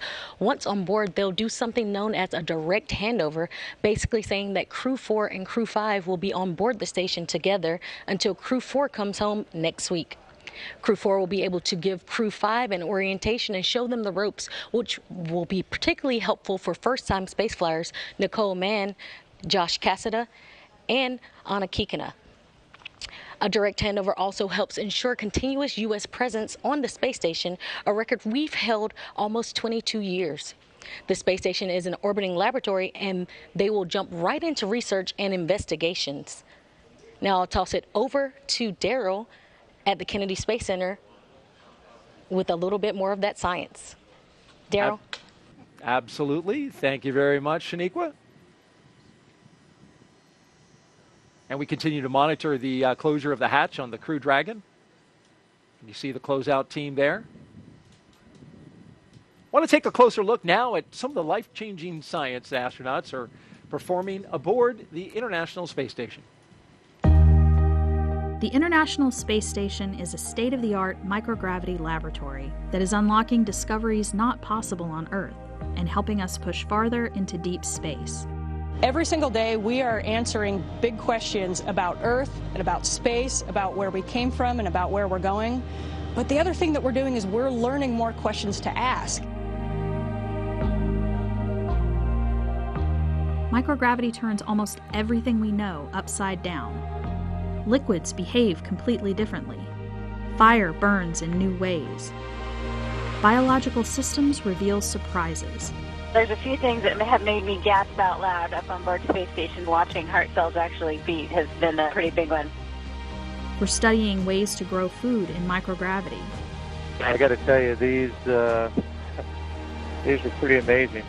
We're learning how human bodies react to life in space and how to keep crew members safe and strong on long-duration exploration missions. Deadlifts are awesome on Earth. They're also awesome in zero gravity. We're testing technologies that will be critical to our return to the moon and great leap to Mars. Our research has contributed to medical and social benefits on our home planet, allowing us to find new ways to combat disease back on Earth and develop technologies to deliver clean water to remote communities in need. The spectacular vantage point of more than 200 miles above our planet supports our monitoring of Earth's climate, natural disasters, and plant life. The orbital perspective that we have here on the ISS is just absolutely amazing. Earth is gorgeous. The growing new space economy, so vital to our continued progress in space, is flourishing in low Earth orbit. We're inspiring future generations from a platform that is one of the largest international collaborations of our time. We're doing science at 17,500 miles per hour. Come along for the ride. So much about what these missions are about is the science. And even though, Bob, you were telling me, test flight, that of course it was historic at the time, that was reestablishing America's presence to launch from American soil, get to the space station. You didn't have a lot of science on your flight, but when you got up there was a lot of science to do, right? Even a backlog. Absolutely, Daryl. You know, for my launch guest, even though it was a test flight that we were headed to the space station to check out a new vehicle, my T-shirt said, "Because science." And that was the reason that we were going. And I was proud to be a part of when I arrived at space station, of the science that we were able to accomplish. As you mentioned, there was a bit of a backlog. We had a single U.S. crew member, and Doug and I were put into service right away, trying to support getting the science program back up and running and back at full speed. Working hard on that science, just like our next guest who is joining us now. We have Mike Roberts here with us. He is the chief scientist for the ISS National Laboratory. Mike, thank you so much for being here with us today. It's a beautiful day to launch and a good day to talk about some of the science that's on board. You got currently, as I understand it, 235 investigations on board.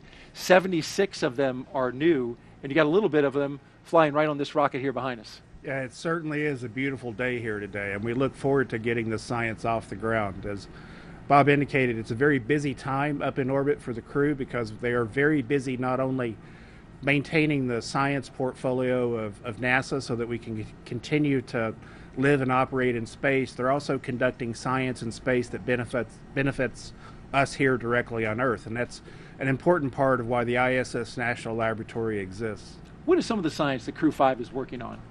So as the crew goes up today and docks the station, they're going to be engaged in a lot of research that addresses medical needs here on Earth. We have partnerships with the National Institutes of Health through the National Center for Advancing Translational Sciences. which is doing some very important research that leverages the access to persistent microgravity in that environment. As Bob, I'm sure, experienced in the microgravity environment, your body's physiology adapts to that environment in different ways, and in some cases, those effects of microgravity on the body mimic the onset and progression of disease and aging here on Earth. So the National Institutes of Health is taking advantage of that by sending small cells in tiny bioreactors up to space to understand how those individual systems respond to that environment so that we can design more effective therapeutics for use here on Earth. We also have experiments launching on Crew-5, going up with the crew today, that are going to explore the effects of microgravity on the gut microbiome. A company is involved with Los Alamos National Laboratory, so it's another collaboration between ISS National Lab, Los Alamos National Lab, and its partners to better understand how microgravity impacts the gut microbiome and the human body. Microgravity certainly an impact on astronauts the entire time they're out there, and we've been studying this for so long, and it's great to see a study that's looking at those internal functions of the gut. It'll be fascinating to see what comes of that. As we truck along here, I understand that we now have science on board the actual Crew-5 vehicle. That's not something that's always been capable of happening, right? We do. For ISS National Lab and all of the sponsors of the International Space Station, the availability of extra crew members going up on commercial crew has been a significant advantage. We've doubled the amount of time that's available for crew to conduct science. But also, we have the ability to utilize the crew vehicles to get some science up there that can fit within the confines that's not occupied by the crew. So while most of our science and supplies still go up on the commercial resupply vehicles, we're also able to utilize the vehicles themselves that are taking the crew up to get some expedited science up and get it back. And we're looking at some video now of Lambda Vision. If you could tell me a little bit about that. Another very important development in space is the utilization of space and access for commercial companies. So Lambda Vision is a small startup biotechnology company that is pioneering the use of bacterial rhodopsin, a protein from bacteria, that can be used to manufacture artificial retinas. So Lambda Vision is utilizing the absence of microgravity to improve their ability to manufacture these artificial retinas in space. These artificial retinas, when they're approved for use by the FDA, will enable Lambda Vision to offer the availability to recover from retinitis pigmentosa and macular degeneration here on Earth. Currently, there are no effective therapies for that recover full sight or full vision. How about that? This technology offers that advantage.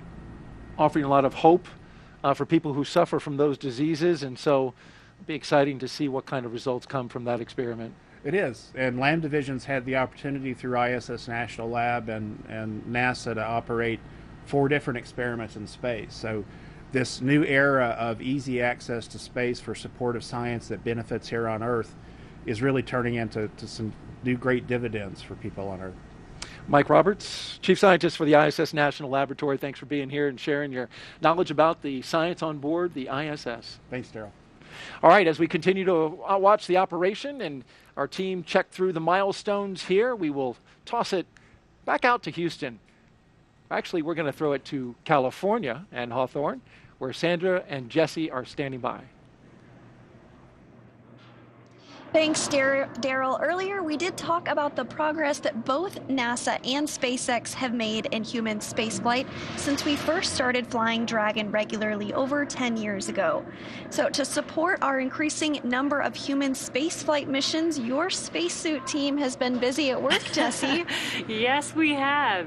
You might be surprised to know that the completion of the Crew-5 suits marks SpaceX's 50th completed IVA, or intravehicular activity suit, including development, training, and qualification suits. 30 of those suits were created for flight. This number is inclusive of the suits that the Crew-5 astronauts are wearing today. 17 of the 50 were built and used for development and training. 1 was used to get our suit qualified for space, and we produced suits to support the passengers for a couple demonstration missions as well. You may recall Starman and Ruptly. Starman flew on our first Falcon Heavy flight in 2018 and is still flying around out in space. And Ruptly was the anthropomorphic test device that flew on Demo 1 to help us collect lots of data before flying Bob and Doug. And as a reminder, this spacesuit that you've seen the crew wearing throughout operations today is an intravehicular activity suit designed for use inside Dragon. Its primary function is to protect the crew in the event of a cabin depressurization. Now, when the astronauts move onto the International Space Station following docking, the spacesuits will stay on board Dragon. The astronauts will then use NASA's Extravehicular Activity, or EVA, suit when outside of the International Space Station performing spacewalks. The suit teams work tirelessly to make sure all of our astronauts have a positive experience while wearing our spacesuits and ensures the highest level of safety. Now, similar to how we innovate and further develop our launch vehicles with each tester mission, our spacesuits have continued to evolve since NASA astronauts Bob Behnken and Doug Hurley first donned them for Demo 2. Some improvements include the patterning process for better fit. Patterns are the individual pieces of fabric that go together to create the suit. Our process involves taking measurements, generating patterns based on those measurements for each layer of the suit, and then performing fit checks where we put together non-flight, quick versions of the different layers of the suit to make sure that they fit correctly before making the flight suit. Now, we've also continued custom patterns for each crew member and have made significant reliability upgrades in the spacesuits. And while the suit is a single piece, which means the helmet, gloves, and boots all remain attached as one piece, with us today is a SpaceX helmet lent to us by the spacesuit team, and you can see it here on the table right now. That's right, Sandra. This helmet is made from 3D printed nylon and has a visor that pivots open. And Dragon SpaceX for side hatch leak checks. Go for Dragon. Okay, Josh, we identified a potential piece of FOD on the side hatch seal when we were inspecting everything, so the closeout team is proceeding to open the hatch to address that before closing and re-performing the leak check. For big picture awareness, we still have approximately 12 minutes remaining in the margin for this timer to perform this action, so we'll be able to run through everything without issue here. Okay, Dragon copies will be opened up the side hatch and take a look at the pod. We've got 12 minutes of margin. Appreciate the heads up. Good readback. So we just got an update. We were closing the hatch. It sounds like they do need to do another inspection, reopen the hatch, re-inspect the hatch lining to make sure that there's no FOD caught in there, and then perform the procedure to reclose the hatch one more time. It sounds like we do have some margin, 12 minutes of margin, so we are still on track for liftoff today. But as we were mentioning, the helmet is made from 3D printed nylon and has a visor that pivots open. It's also equipped with a microphone, which is embedded into the helmet, which allows the crew to communicate with the mission operators while suited and seated in Dragon.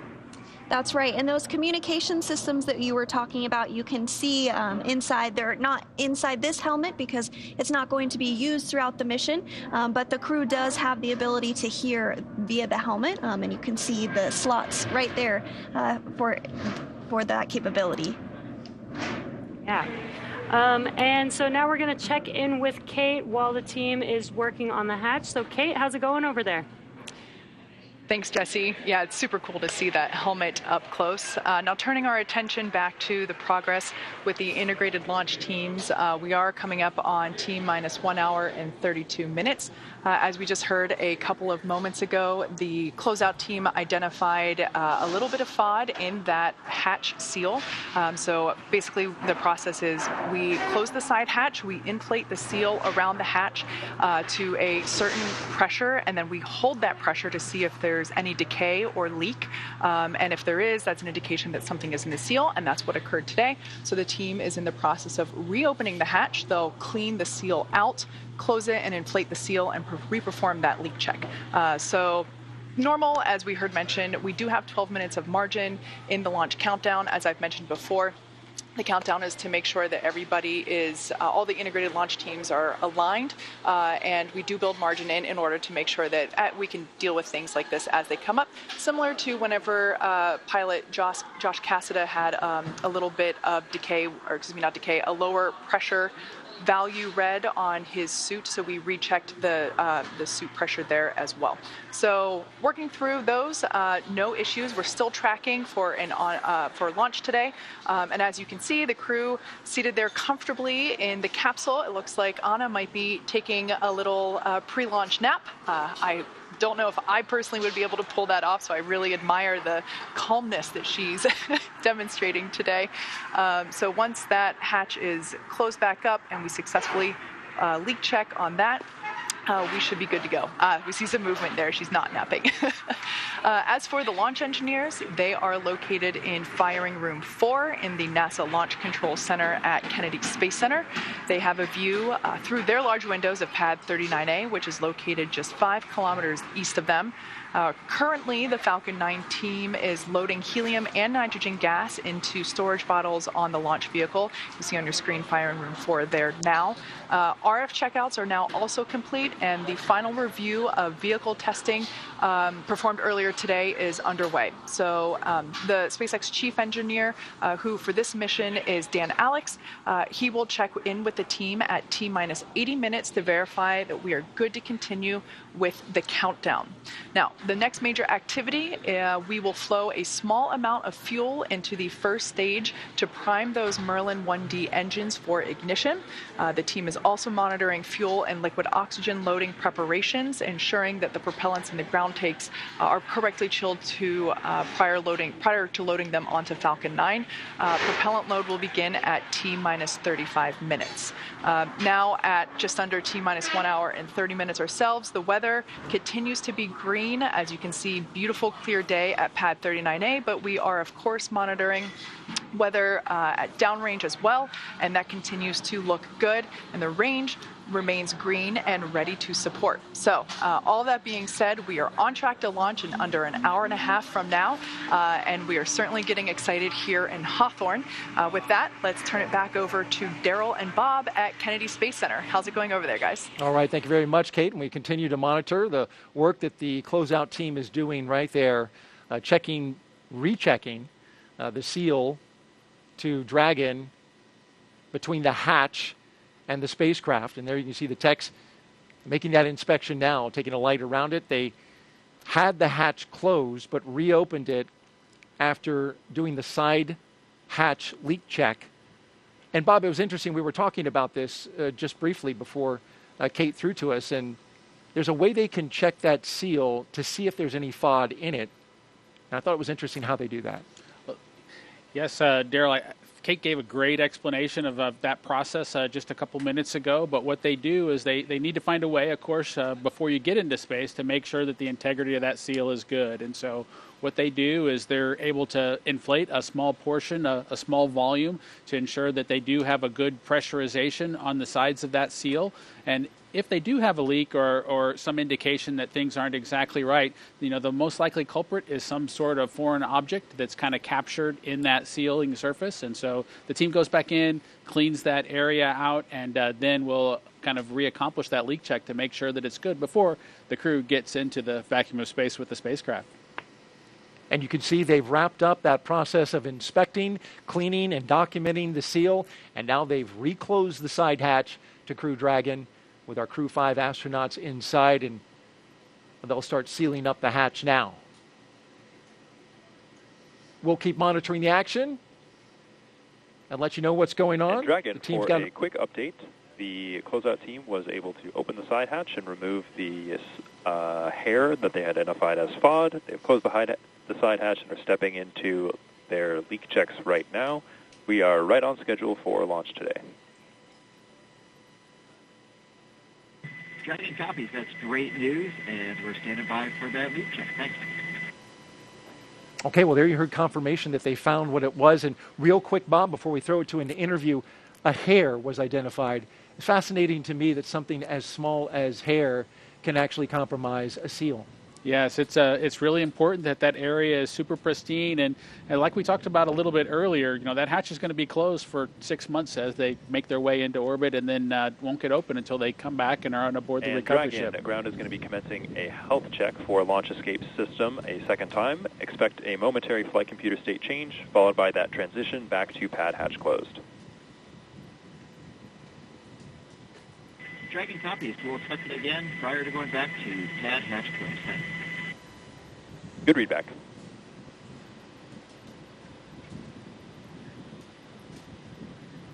We will keep monitoring the action here outside the Dragon spacecraft. You heard the launch escape system checks are coming up momentarily as they continue to secure the side hatch.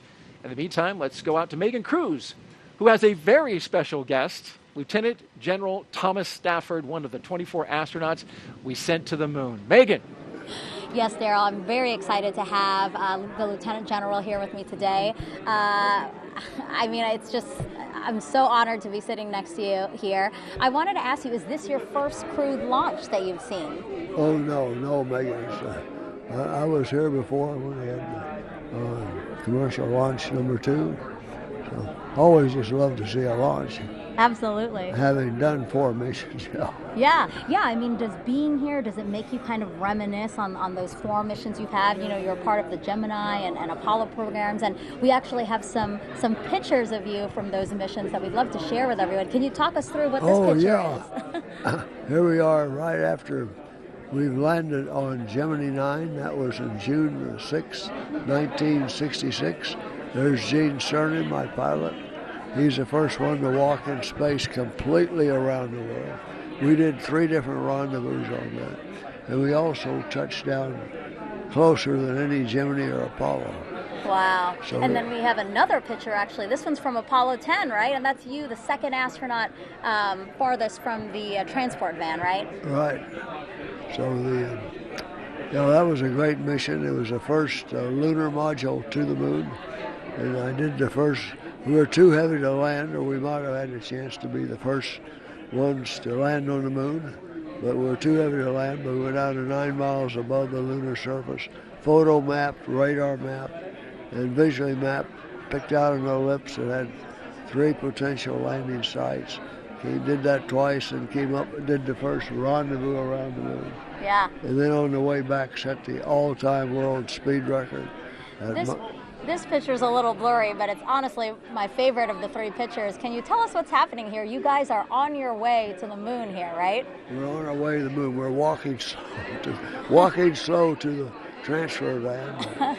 But then on the way back, we were doing, 24,791 miles an hour, or Mach 36. Miles per second, making 7 miles a second. Wow. So that record still stands. Wow. You know, we're talking about the Apollo 10 mission and the work that you guys were able to establish to get us where we are today with our Artemis 1 moon rocket right behind us in the vehicle assembly building.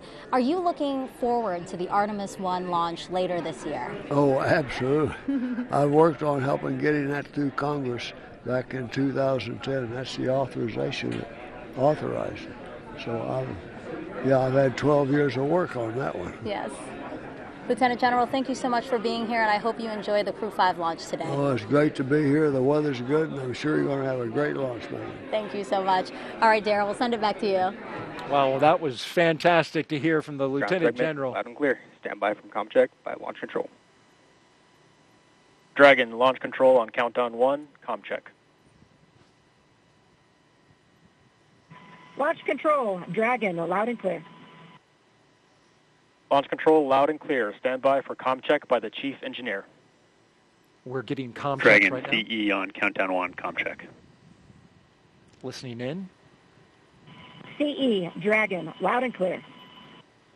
CE, loud and clear. Also, this completes the Falcon 9 responsible engineer comm checks. There will be a series of these checks.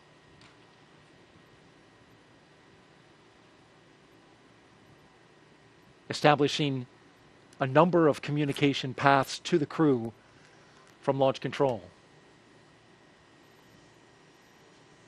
Want to just update you really quick. We got a good side hatch leak check. Again, a good side hatch leak check after some FOD was found that compromised it following the first closure. Teams went back in, opened the hatch, cleaned off the seal, shut the hatch back, rechecked the seal, and we are good to go. Again, good side hatch leak check, and we're moving forward now with the comm checks. The SpaceX team working quickly.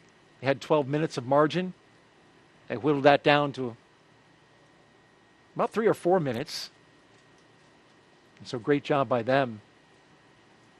Tackling that issue that can pop up as you're preparing to launch a spacecraft to the International Space Station.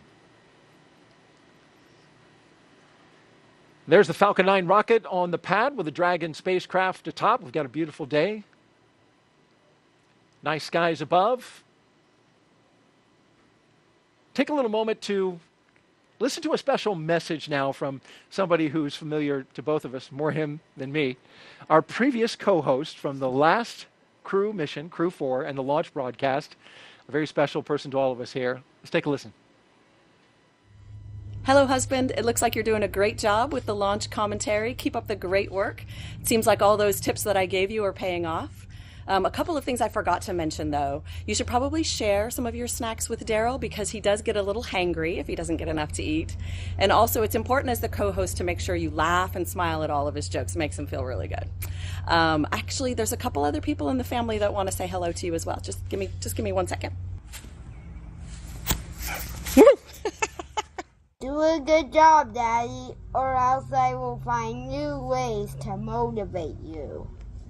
In all seriousness, though, Nicole and Josh and Koichi and Anna, I want to wish you well on your journey. You guys have worked so hard to get here. You're going to be absolutely outstanding on the International Space Station. I cannot wait to see you up there. We're going to be cheering you on from down here. Have a blast, and we'll see you when you get home. What a beautiful message. She's so good with the camera and giving the message. Thank you so much to Megan MacArthur for saying that. By the way, I've taken care of myself. I've got my food here. But it's so good to see her, and you're a little touched by her message. No, it was absolutely great to see my wife, of course, our dog Shadow, who arrived in our family after we returned from the Demo 2 mission. You know, my son requested Dragon approval. SpaceX, we just had a good side hatch leak check. My son requested approval. Dragon copies. That is great news. To have a dog when the mission was accomplished, and so that was pretty cool to have the dog included. And, of course, Darth Vader making a guest appearance, not something that I expected, but that costume has a little bit of history. We surprised Megan during the mission on board her time on Space Station with that costume, and surprisingly, she found one on board Space Station to surprise us right back. How about that? And he's using the dark side of the Force at the moment. He's going to motivate an answer out of you. He may have heard that line from both his mother and myself as we try to work through elementary school. Well, a nice moment there. Thank you, Megan, for doing that. And I'll make sure Bob laughs at my jokes, or maybe I need to just tell better jokes. That's what it is. Hey, we want to catch you up on the action. We did have some FOD that was found in the seal in the side hatch, and that was removed. The SpaceX team working quickly to get that removed and cleared. They resealed the hatch and repressurized it, and we have confirmation just heard minutes ago of a good side leak hatch check, and so the team is moving forward. The beautiful shot of Dragon as we look out over the Atlantic. We've got some social media questions, and we asked you to submit them. We've had a little action that we've been dealing with this morning, so haven't been able to do a whole lot of questions, but we're going to start getting to them now. And @Con asks, what kind of personal items can the crew take with them to the International Space Station? No, Daryl, it's a great question, and one that we get asked often. What kind of personal items can the crew take with them? Usually it's something small is probably the best answer to that question, but they're items that are personal mementos of family members or otherwise. You saw my son earlier in the Darth Vader costume. As you can tell, Star Wars has a special place in our family, and so we were able to glue together a small Lego ship and have my wife take that into space. I took one during my mission as well, so that we would have something that he could connect with that was part of our family, something to talk about, during our family conferences. There are many small items with individuals that you want to make a personal connections with that typically the crew will take with them. They also take something that's special to them that allows them to either remember Earth or take advantage of a hobby that they have, whether it's a guitar or other musical instrument, small items like that. It must be nice to have that connection back to Earth and your family because of You're up there in space, and especially now with these long-duration space missions lasting 6 months. And it's interesting, you mentioned the small effects. Commander Nicole Mann taking her wedding rings, but also some surprise special gifts for her family, and a dream catcher that her mother made for her when she was a child. That's aboard her personal effects, which you get about 3.3 pounds of personal effects, as you mentioned. So a nice cultural memento, part of her heritage as a Native American, the first Native American woman to go to space. Let's check back now with California and toss it out to Hawthorne with Sandra and Jesse. Ladies. Thanks, Daryl. We are just 1 hour and a little over 15 minutes from launch, and it is getting more and more exciting as we get to that T0. The crew has already ingressed the Dragon vehicle. They were helped out by our closeout team. Umbilicals were attached to their suits, which provides breathing air and comms to Dragon. Suit leak checks were completed, as well as comms checks completed with the core and the launch director.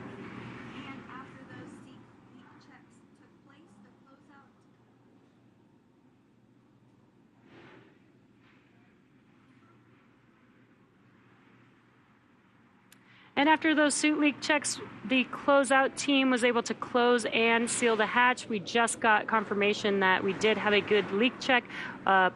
During the first round of closing the hatch, they did find a piece of FOD. It was a piece of hair. We were able to open it back up, remove the FOD, and close the hatch, and then completed that seal check. And now the closeout team is just wrapping up. And once they wrap up in that white room, they will depart the white room. And those final weather checks will be coming up soon, which will be necessary before a final go, no go. And there you can see the closeout team there on your screen. Again, just wrapping up the final procedures for hatch closure there. So let's check back in with Houston for a status on the team supporting the space station on their readiness for launch. Shaniqua, how's it going? Thanks, Jesse. The team here in Mission Control Houston has polled that they are go for the launch. The International Space Station and its onboard crew are ready for Crew-5 astronauts to lift off. When Flight Director Greg Whitney polled his team, he was asking the flight controllers who work on all the different systems on board the space station if their focus areas were online and working properly. This includes life support systems, proper communication links, computers that allow us to command the station on board and their subsystems, and our ability to maneuver the space station are fully functional. The crew in orbit is awake and just finished their midday meals. They will start crew arrival preparation shortly, making sure they are ready to receive the new crew tomorrow. Mission Control Houston will continue monitoring the mission as we check off milestones for today's flight. In the meantime, I'll send it back over to Hawthorne. The International Space Station Flight Control Room is ready for launch. Sandra? Thanks, Shaniqua. That's great news. And while Crew-5 is launching today, just a few months ago, we were launching another crew to the International Space Station. That is, of course, Crew-4, who launched in April.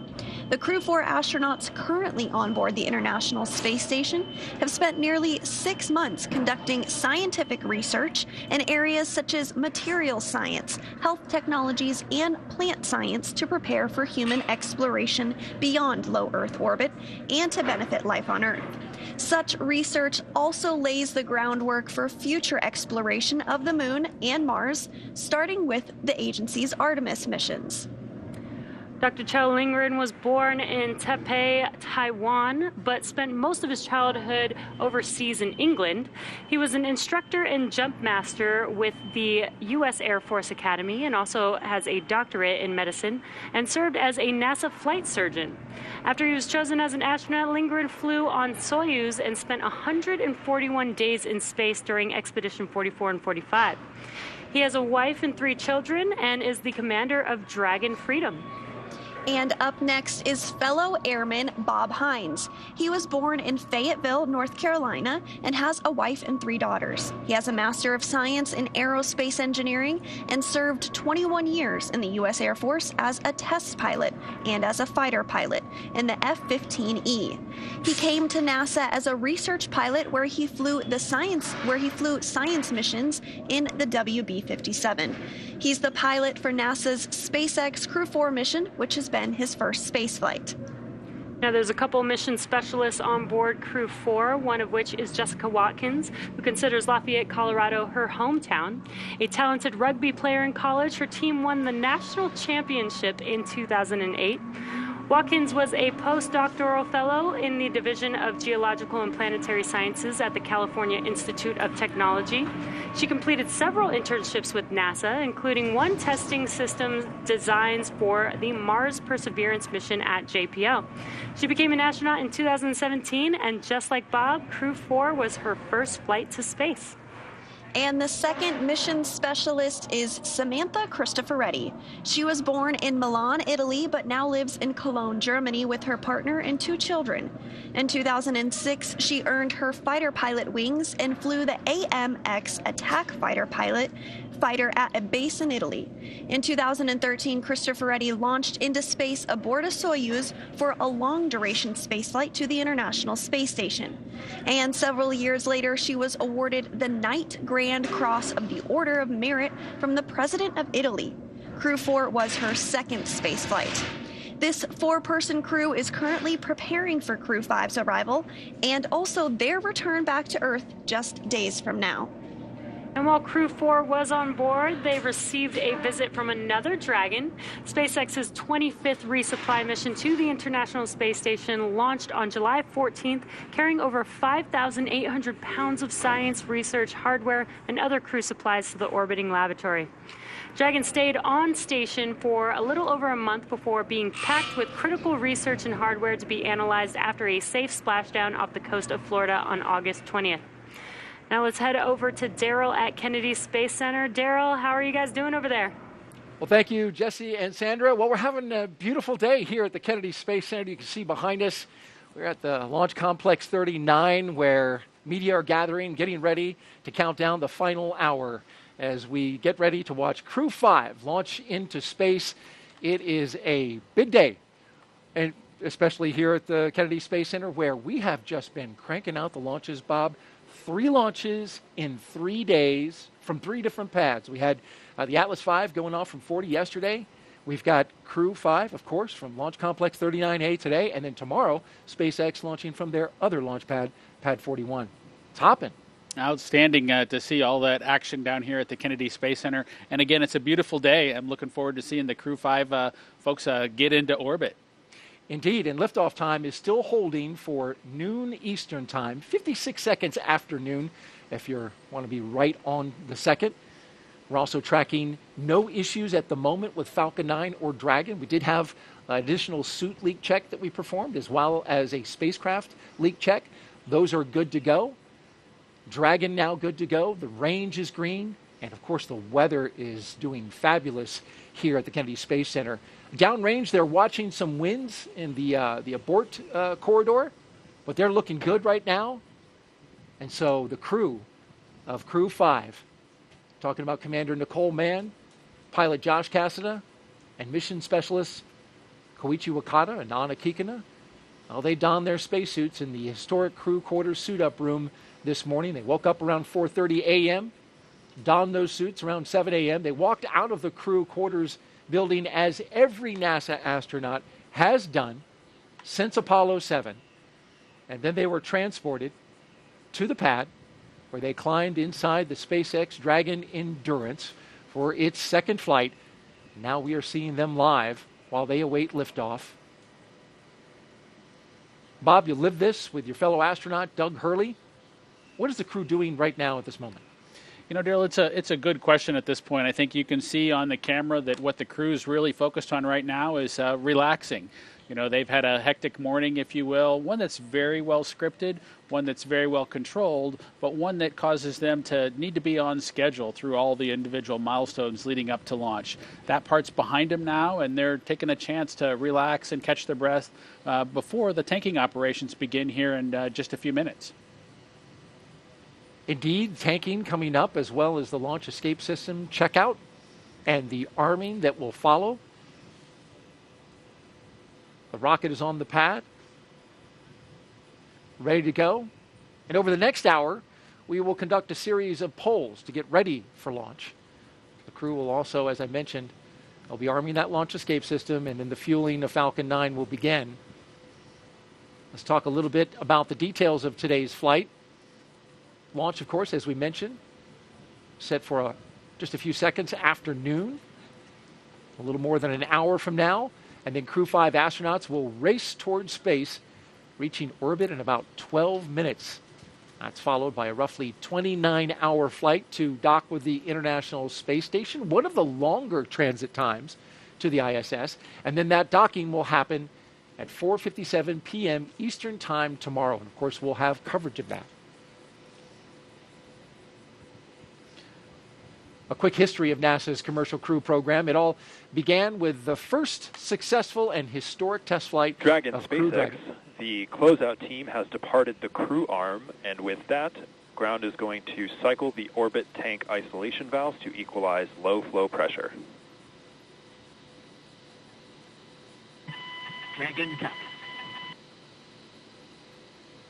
All right, they're cycling the valve there, and as well, closeout team is now departing that location that you see, 39A. They'll be making their way off the pad, and that will lead us into getting ready to fuel the rocket.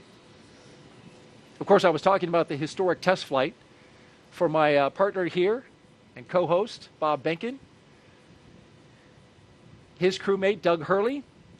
Together they flew the mission that was called Demo 2. And after Bob and Doug returned, of course, NASA was certified with SpaceX to fly astronauts regularly to and from the International Space Station.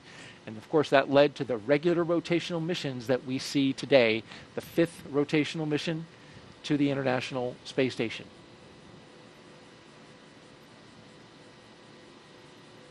Let's check in now with Kate Tice in California.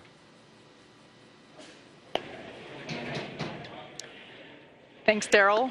Quick status update for those that have recently tuned in. We've had a smooth countdown so far today. You can see there on your screen, our 4 Crew-5 astronauts have ingressed. They are in their seats. Their 5-point safety harness is buckled in, and they are looking relaxed and ready to go. They ingressed about an hour and 45 minutes ago, and the teams have completed the required comm checks, the suit leak checks, the side hatch closure, and its associated leak check. We did have to redo that leak check as a piece of FOD was found in the seal. So we opened the hatch back up, cleared out the seal, cleaned it, and then closed the hatch again and reperformed that leak check, and we got good leak check there. And we heard just moments ago that the closeout team is beginning to depart the pad. And at that point in time, it'll just be the Crew-5 astronauts left on the pad once the closeout team departs the BDA. At this point in time, I'm happy to report that the SpaceX team is working no issues, and the pace is certainly beginning to pick up. As for Falcon 9, our 2-stage reusable rocket, final propulsion checkouts of the first and second stages and the engine began a few minutes ago in preparation for propellant loading. This involves testing and cycling valves and engine pneumatics pressurization. At T-minus 45 minutes, the team will report their readiness for prop load with a final electronic go, no-go poll. Again, that prop load will begin at T-minus 35 minutes. As for Dragon, before we can start loading propellant on Falcon 9, we still have a few Dragon-related tasks to perform. First, we need to retract the crew access arm away from the Dragon capsule. We can see it there, currently connecting the crew tower to the capsule. We will need to retract that access arm away to its launch position. That will happen between T-minus 44 and 42 minutes, so shortly coming up. That will be the last physical change to the crew tower. With the access arm out of the way, the launch escape system will then be armed. Once those two events are complete, Dragon will be ready for Falcon propellant loading. We did hear earlier in one of the pre-launch briefs that once the launch escape system is armed, we will not have the ability to recycle. So we are basically locked in for launch today as soon as we have that launch system armed. As for weather, we will also verify with the launch weather officer that all the weather meets all of the associated constraints, including items such as wind speed, lightning, and precipitation. Looks like with those beautiful blue sky behind Falcon and barely any clouds, we don't think rain is going to be an issue, nor lightning. Now, we do expect acceptable weather conditions for launch, both at surface level and upper altitudes. As I mentioned earlier, we have been watching those downrange winds, and they continue to trend favorably. So everything green there. As for the range, currently clear for launch from historic launch pad 39A, the worldwide network of ground stations, and the tracking and data relay satellites, or TDRS as you hear us refer to it as. Those are ready to support Dragon as it heads into orbit. Today we have an instantaneous launch window at 12 p.m. Eastern, noon on the dot. Once we begin loading propellant, there is no opportunity to change that T0. The timing for Dragon to rendezvous with the International Space Station is incredibly precise, down to the very second. So we only get one chance at it today.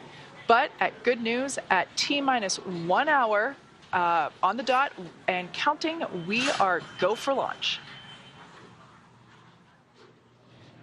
And we are now less than 1 hour until liftoff. This day is Dragon, the you are go for Section 6. When ready, report go for launch. Dragon copies. We're stepping into Section 6 at 4.100, preparation for LES Army. Good readback. So again, we are now less than 1 hour until liftoff, and this day is the continuation of regular crew flights to the space station from U.S. soil. SpaceX's Crew-5 mission will be the company's 6th crewed spaceflight for NASA, following the crewed test flight Demo 2 and 4 previous operational crewed missions to the International Space Station. It will also be SpaceX's 8th crewed spaceflight overall, including the private orbital mission Inspiration 4. Today, our crew is flying on board Dragon Endurance. It will be the second flight for this capsule, and it will be taking a ride on a brand new Falcon 9. Now, it's been a great countdown so far. Weather, as Kate has been updating us with, is still good for T0, so the excitement just continues to pick up here as we get closer to that T0. SpaceX Dragon in Section 6, Crew-5 is go for launch. Copy that, Nicole. Crew-5 is go for launch. And you just heard it yourself, Crew-5 is go for launch. Another exciting milestone. We did start our coverage earlier today with the crew heading to the launch pad. And prior to that, the SpaceX team did help the crew put on their spacesuits and conduct initial checkouts before crew walkout. Crew walkout was where Nicole, Mann, Josh Cassada, Koichi Wakata, and Anya Kikina gave final goodbyes with friends and family gathered outside the operations and checkout building before they began that roughly 20-minute ride to pad 39A. And we were able to watch the crew as they boarded their Teslas and headed down the NASA Causeway, headed towards the launch pad. And once they arrived at the pad, the crew took a moment to enjoy the view of the vehicle as that they will be taking flight on this afternoon, and then headed up the fixed service structure to begin a process known as crew ingress, where the astronauts entered the Dragon spacecraft. The SpaceX team then performed a series of checks to ensure the suits, seats, and vehicle interactions were all functioning properly. And a short time ago, the team did close out Dragon's hatch, and the crew is safely inside. So with less than an hour to go until liftoff, things will continue to pick up as we get close to the go, no-go pole to arm the launch escape system and begin propellant loading. The crew poll for readiness was completed at the T-minus 60-minute mark, and the Dragon poll for prop load is coming up here at T-minus 55 minutes. After that, at T-minus 45 minutes, will be an internal mission control Hawthorne poll, and then the launch director's poll for propellant loading. When we get to about T-minus 40 minutes, the crew access arm will retract, and the crew will get the call to close their visors and to arm the launch escape system. Now, this is the automated safety system in place that can fire the 8 Super Draco thrusters on Dragon to quickly separate the crew from the rocket, either on the pad or during the flight on the ride uphill. And then once we reach about T-minus 35 minutes, propellant loading for the Falcon 9 will begin.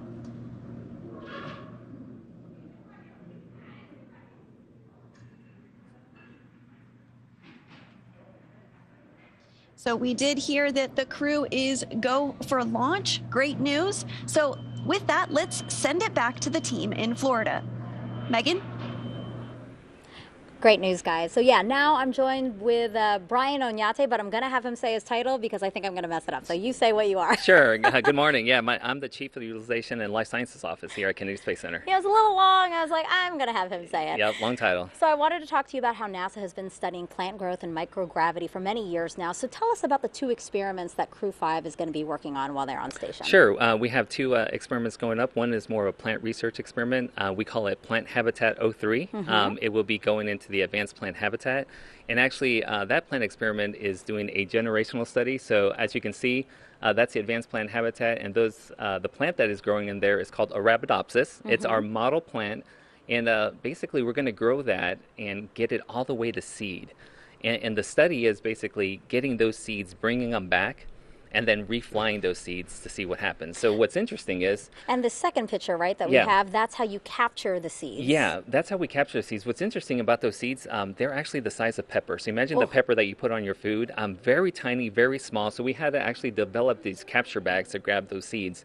So what we're noticing is in a previous experiment, the DNA of the plant actually changed, and it almost seemed like it was trying to protect itself from the environment of space, the harsh environment that's up there. So what we want to study is, can we actually grab those seeds, and will those seeds remember that environment? So when we fly the second generation, will they kind of have a leg up? Will they go already kind of pre-programmed to protect themselves, so that way the plants will thrive in space? That's interesting. Yeah. Why is that something that you wanted to see? What can we learn from that or use? Yeah, so what we can do is, for exploration with NASA, obviously we want to get to the orbiting station around the moon one day, or the surface, or the transit vehicle, or Mars.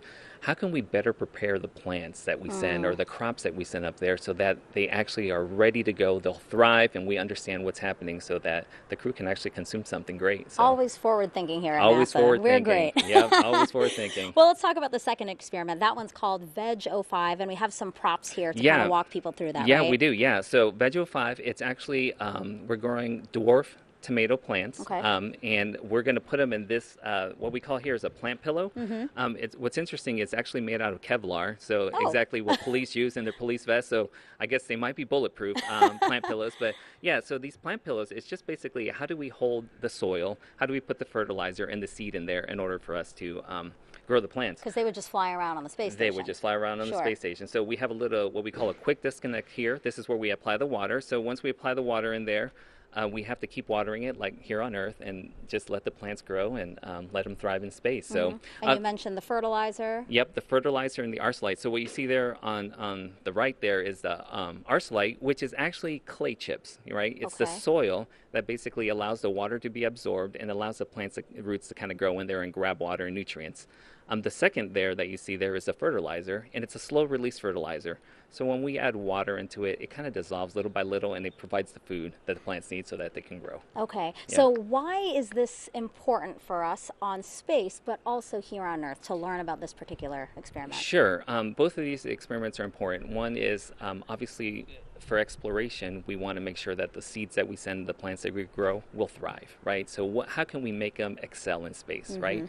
And the second piece with Veg-05, which we find interesting, is how can we actually give food for the crew? to eat on orbit, right? Sure. So healthy, nutritious food. This is actually going to be our second flowering plant that we grow in space, which is awesome. So they'll grow up there. They'll have to pollinate, and the crew members might have to be our space bees. Oh. We don't have bees up there to help us pollinate, so Sure. they might have to, help with pollination. They'll grow, and then hopefully they'll get some nutritious fresh food up Great. there. And Yeah. the benefit, what I find interesting here for Earth is there's a lot of things that we learn with ISS. ISS is basically a laboratory or another test tool. So we really want to see what data can we gather from growing up there. So when we bring it down to Earth, if we're in a stressful environment or another environment that is challenging, Sure. what did we learn up there so we can actually grow better crops here on Earth? I love hearing about the science, Brian. Thank you so much for sharing that with us. No problem. Sounds All right. great. Thank you. We'll send it back to you guys. Thank you, Megan and Brian. And throughout the show, we've been taking your hashtag Ask NASA questions from social media. We have time for a few more that have been coming in, and we appreciate those questions coming in. If you want to submit one, it's hashtag Ask NASA on our streaming channels, NASA Facebook, Twitter, YouTube, and Twitch. The question is from Aditi on YouTube. He asked Bob Behnken, how was the launch experience different on Space Shuttle and Crew-Dragon? Was one better than the other? No, it's a great question, Daryl. We often get asked which vehicle is better, which one we love the most. And from my perspective, I loved them both. I had a great opportunity to fly and build space station with the space shuttle, but then rotate as a crew member with the Dragon on a modern spacecraft. That was a really neat aspect to see something that was kind of built in the 21st century versus something that was built, in almost the middle of the 20th century. If you look back at the technology that was on board the shuttle, just super excited to have an opportunity to fly on such a cool modern new ship. And now, next question at Mike Mangano. I hope I'm pronouncing that correctly. Asked, and this is a fitting question for you, Bob. Did the NASA astronauts who fly the Dragon capsule help in the design of the capsule? Why, yes, they did, and that was you. It was an interesting experience, I think, for both Doug and I to have the opportunity to not only fly on a new spacecraft, but be a part of shaping it for crews to come forward. And I think as we went through that process, the SpaceX team really learned how to work with us and how to take our inputs and incorporate them into design whenever they could, and explain to us when they couldn't, because everything that we wanted they couldn't necessarily do.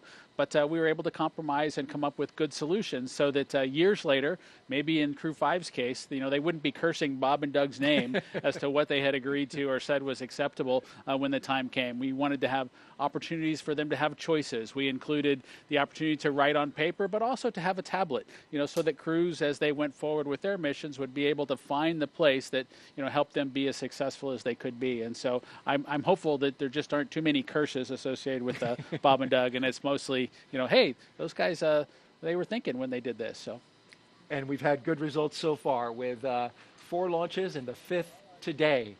Our next question comes from @morearts.com. If the astronaut schedule shifts during docking activities, does their schedule shift later in the day or the next morning? We do know that the ISS crew is sleep shifting in order to accommodate this crew. It's true, Daryl, that the crew actually has to sleep shift to accommodate the schedules of the vehicle traffic that arrives on board the space station. There are even times when the vehicle arrives a few minutes early or a few minutes late, and the crew needs to be ready for that as well. And so the crew does shift their day around to support all the operational activities, not only vehicle traffic and arrivals, but a spacewalk may impact things, or other activities that are happening on the ground, for example, might drive a schedule to be specific as well. But the crew's given time to recover after each of those sleep shifts. Very good. And for those watching, if you want to ask a question of Bob Behnken, just follow us on Twitter @NASA Social, or check us out on the web at nasa.gov/social. Thanks for answering those questions, Bob. Great job. Let's send it now back out to Kate at SpaceX for an update on the countdown. Kate? Always love hearing those responses from any astronaut, but especially Bob, because he flew on our DM2 mission a couple years ago. So at this point in time, we're now under an hour. We're at T-minus 48 minutes, and the SpaceX launch team is finishing the final review of data from checkouts of Falcon 9 over the last hour. The launch director has verified with the launch weather officer that weather meets propellant loading constraints. So next up will be to poll the team for readiness, both for propellant load and for launch. This will be the last poll before liftoff. The 7 SpaceX responsible engineers, often called REs, indicate that they are go by electronically voting on the online countdown procedure. The launch director, or LD, as you hear it called on the nets, also checks with the Dragon mission director, or MD, and the NASA launch manager to make sure that they are also ready. Earlier, you saw the vehicle assembly building called the VAB. The Falcon and Dragon launch team, as well as key NASA launch members, are in the Launch Control Center adjacent to the VAB. They have a view straight toward Pad 39A through the large windows of Firing Room 4. Now there on screen, you can see the Dragon capsule on the right-hand side. The crew access arm is still in the service position. I've recently heard that the closeout team has departed the tower, and they are in the process of departing the blast danger area.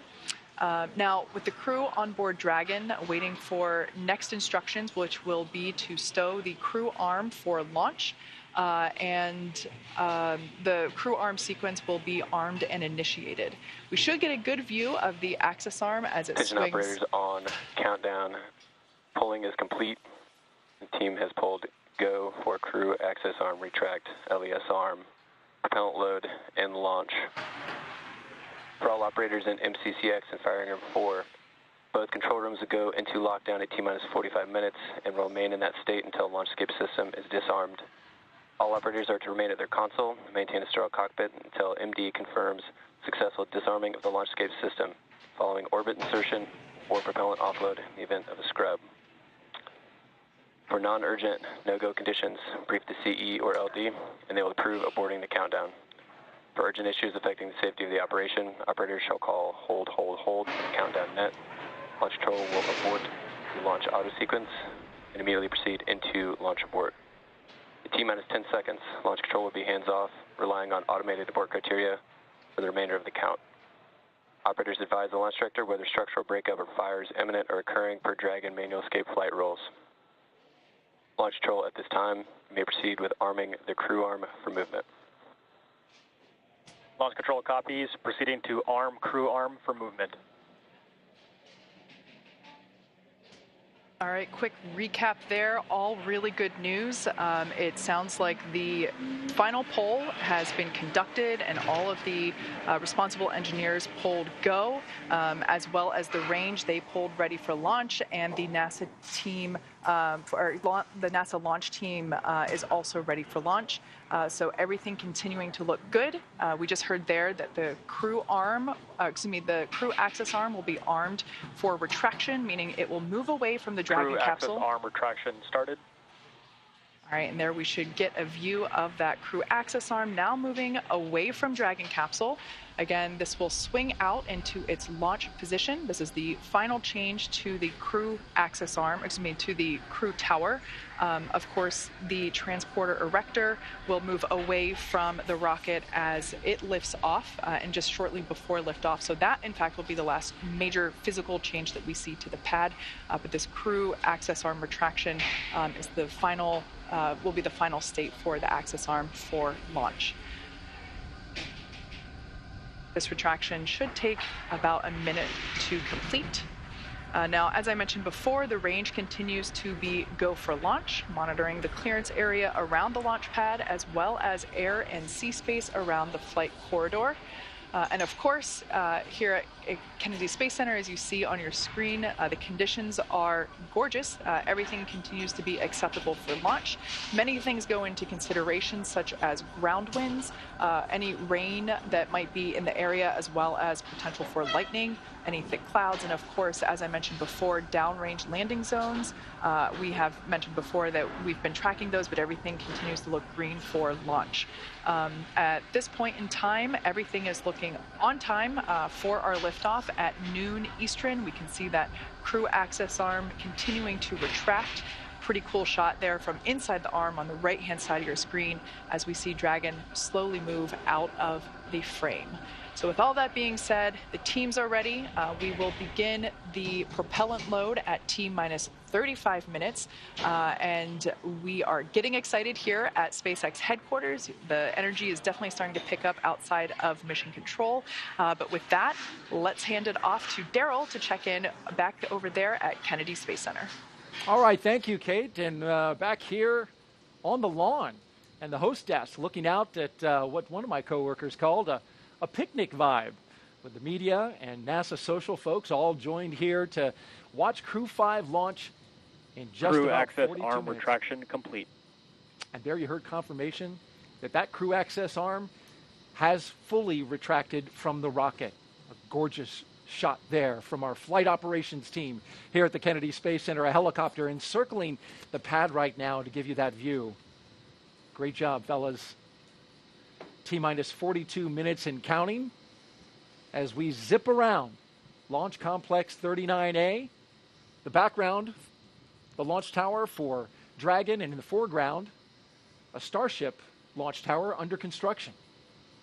Up next, we're looking at the launch escape system getting ready to arm, and of course that comes right before we start loading propellant. We're expecting to hear those call-outs in just a bit. On a beautiful bluebird day at the Kennedy Space Center. Our Crew-5, is in their seats at the very top of that rocket, inside the capsule Endurance, making its second flight. There they are, from left to right. Cosmonaut Kikina, Josh Cassada, Nicole Mann, and Koichi Wakata. And Daryl, they're getting into position to begin their procedure that'll have them arming that launch escape system that you mentioned. They'll be able to hear some clicking of valves and follow along on their display screen as once they've kicked off that procedure, as the vehicle kind of catches up and completes that arming sequence. And as you know, once the fueling operations begin, the crew has to be ready to potentially launch somewhere if there was some sort of a problem. And so that launch escape system needs to be in place and armed in preparation for that fueling operation to begin. That system will stay armed throughout the ascent phase until the crew is actually safely in orbit, allowing them a safe way to escape from the Falcon 9 rocket should there be any sort of a problem with the vehicle. And we're expecting to see the astronauts close their visors and arm the launch escape system that you just talked about, Bob, here in a little over a minute. We'll get the call out from the launch team. You'll also see them ensure that their feet are in the appropriate locked-in position, their straps are tight, because again, should that system be required, they might be going for a pretty significant dynamic ride. But of course, we don't expect that to happen today, but they'll have that system in place just in case as the appropriate safety measure. Yeah, Bob, that launch escape system, powered by Super Draco engines, capable of moving Dragon a half a mile in just 7.5 seconds. Which is equivalent to a peak velocity of 436 miles per hour. I know you know this system well. You were very much briefed and very aware of its capabilities. You want to be able to not only get off the launch pad, but also get off the rocket while in flight. So it's got to move fast.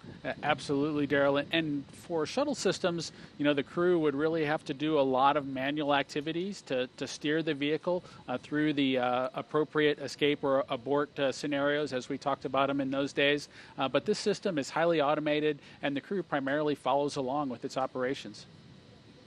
Dragon, you are go for Section 7 of 4.100 to close visors and arm the launch escape system.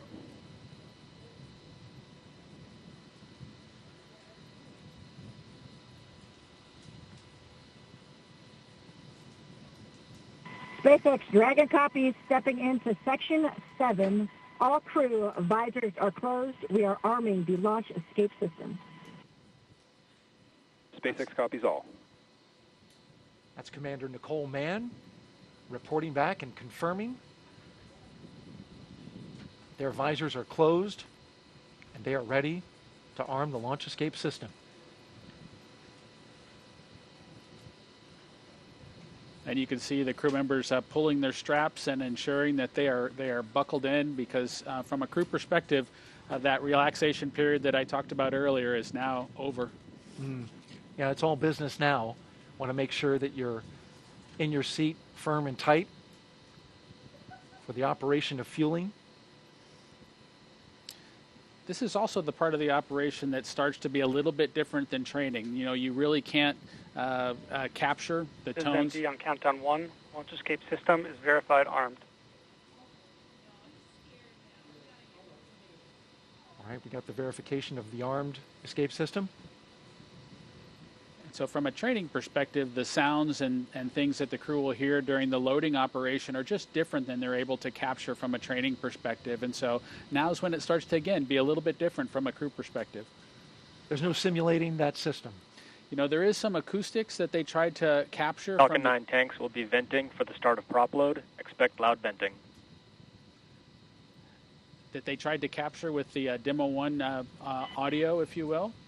But as you heard in the comm that just came through there, you know, you need to get reminded to expect loud venting during some of the operations. And these are new things from a crew perspective that you've been briefed on, but now you're going to hear them for the first time.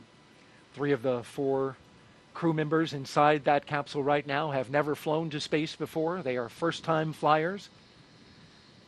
The lone exception, Koichi Wakata, who was a veteran with JAXA, and he is getting ready to embark on his 5th flight to space. And as we wait for the next mark,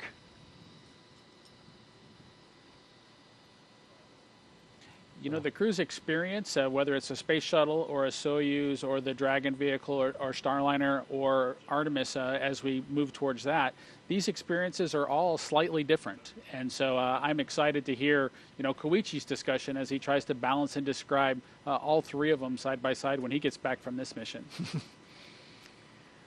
Would love to hear him talk about the comparisons. There's only a few astronauts like him, right, that have been able to fly on all 3 vehicles. Yes, and as we go forward here with the Artemis missions coming forward, I'm excited to have folks compare and contrast their Orion experience, their SLS experience with Falcon 9 or our other rockets. That's going to be fun. Just a few seconds now, and we're awaiting the confirmation to the beginning of loading propellant into the Falcon 9 rocket. With a beautiful shot there as we encircle the launch pad.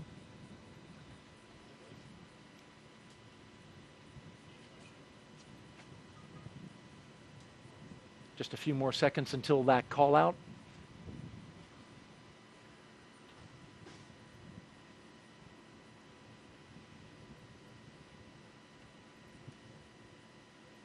Propellant loading has started.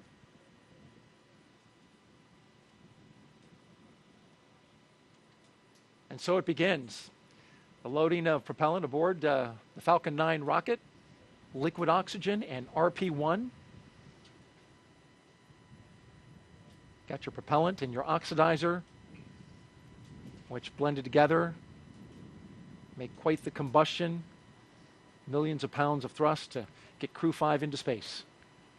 You know, there are a lot of details to that operation, Daryl, with each of the stages, and as you mentioned, the oxidizer and the fuel both needing to be loaded, and so the crew will follow along with that carefully as the loading operation commences. If there was any reason for them to need to stop that operation, the crew would expect that propellant loading to kind of be backed out and reversed, and so they'll want to understand the state of that fueling operation going forward, just in case they had to back out of it.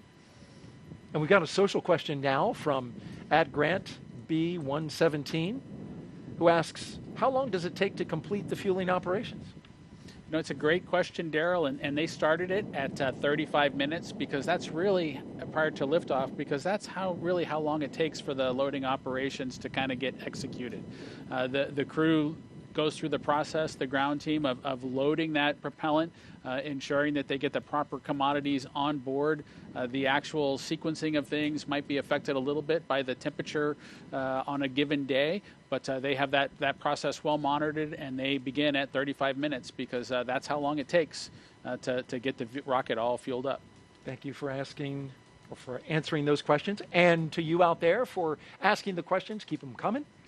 #AskNASA on our various social platforms.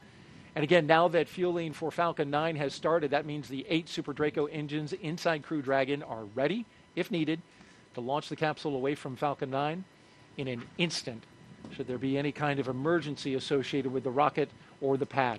The NASA and SpaceX teams have trained extensively for exactly that type of contingency.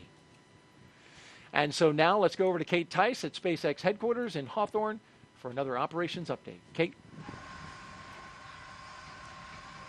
Thanks, Daryl. You can probably tell by the background noise that things are starting to get more exciting now that we're just practically 30 minutes away from launch of Crew-5, certainly counting down the final minutes. Everything's still looking good for Falcon 9 and Dragon.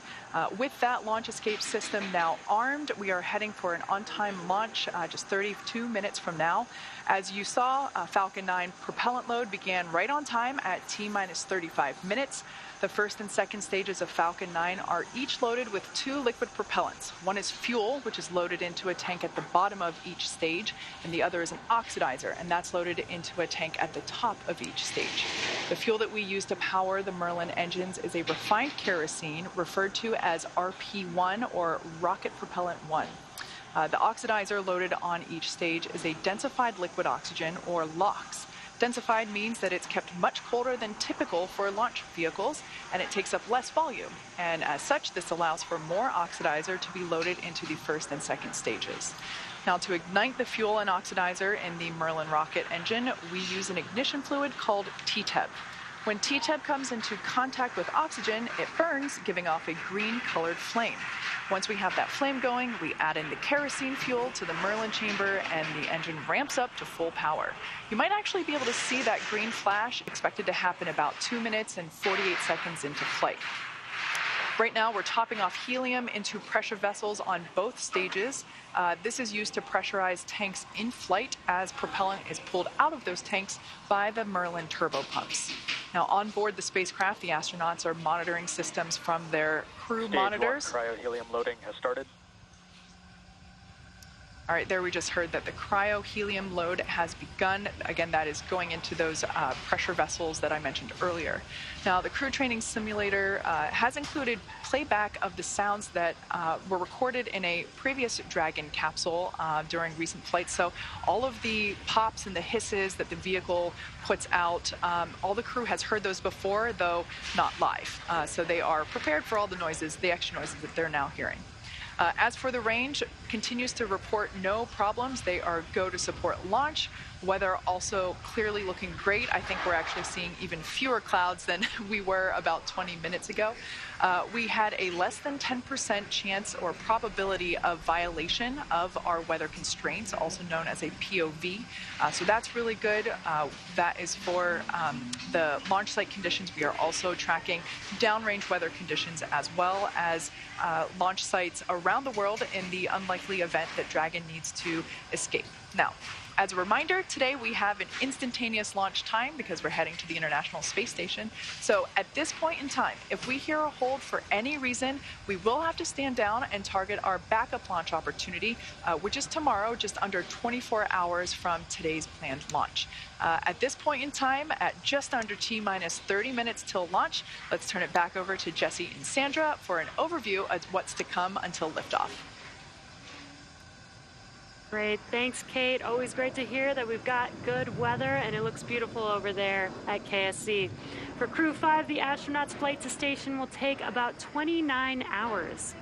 And as we await T0 in just about 28 minutes from now, the ground operations team is doing a series of system checks to make sure both Dragon and Falcon 9 are ready for launch. You're looking at a live view of our teams at the Cape as they prepare for liftoff. And as we wait for the launch clock to hit 0, we want to give you an overview of what the ascent portion of the mission will look like. Now, once we hit T0 and a successful launch occurs, we will watch Falcon 9 and Dragon lift off from historic launch pad 39A and make their ascent. About 50 seconds into flight, Falcon's 9 engines will throttle down to help pass through the period of a maximum dynamic pressure on the rocket, or what we typically refer to as max Q. At this point in time, the vehicle will be going supersonic. And once we're through the period of maximum dynamic pressure, we can throttle up our 9 Merlin engines again. From there, at about 2.5 minutes into flight, we have a series of 3 events that will happen in rapid succession. The first is MECO, or main engine cutoff, and this is where all 9 Merlin 1D engines shut off in preparation for stage separation. which is, of course, our second event.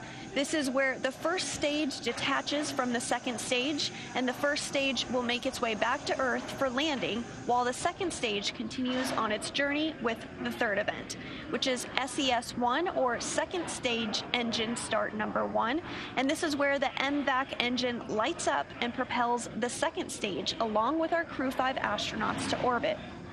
As Stage 2 heads towards its targeted drop-off orbit, Stage 1 will execute 2 burns in order to make its way back down to Earth.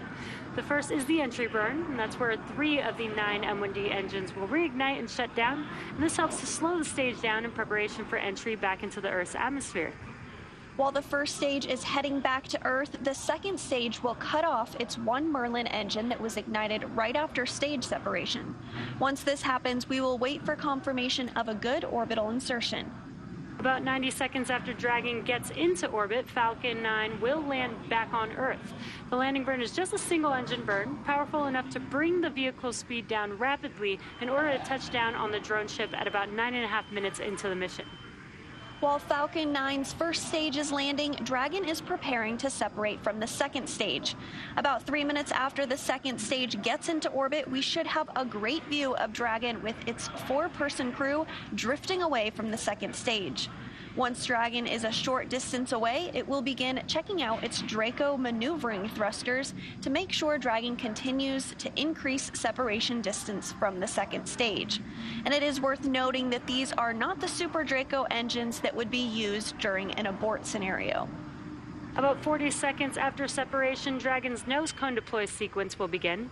It will take roughly 4 minutes for the nose cone hooks to unlatch and open, exposing its guidance navigation controls that will help Dragon autonomously fly to the space station.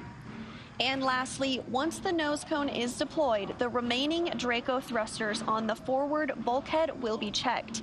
From there, over the next... Stage 2 cryo-helium loading has started. From there, over the next 29 hours, Dragon will be in its rendezvous and approach phases, undergoing a number of phasing burns as it makes its way back to station. All that will be coming up soon, but for now, let's check back in with Shaniqua in Mission Control Houston. Shaniqua? Thanks, Sandra. The flight controllers here in Mission Control Houston are laser focused on the onboard systems of the space station, making sure it is ready to receive Dragon vehicle tomorrow. They're also making sure communication links between the station, Dragon, and the ground are working properly. The consensus right now is that everything is proceeding nominally. Teams here in Mission Control Houston, the teams in Hawthorne, and the astronauts aboard the space station will monitor the autonomous docking of the Dragon spacecraft tomorrow evening. They'll perform a series of leak checks, then work to open the hatches both on the Dragon side and inside the space station's pressurized mating adapter. We expect hatch opening to take place around an hour and a half after docking.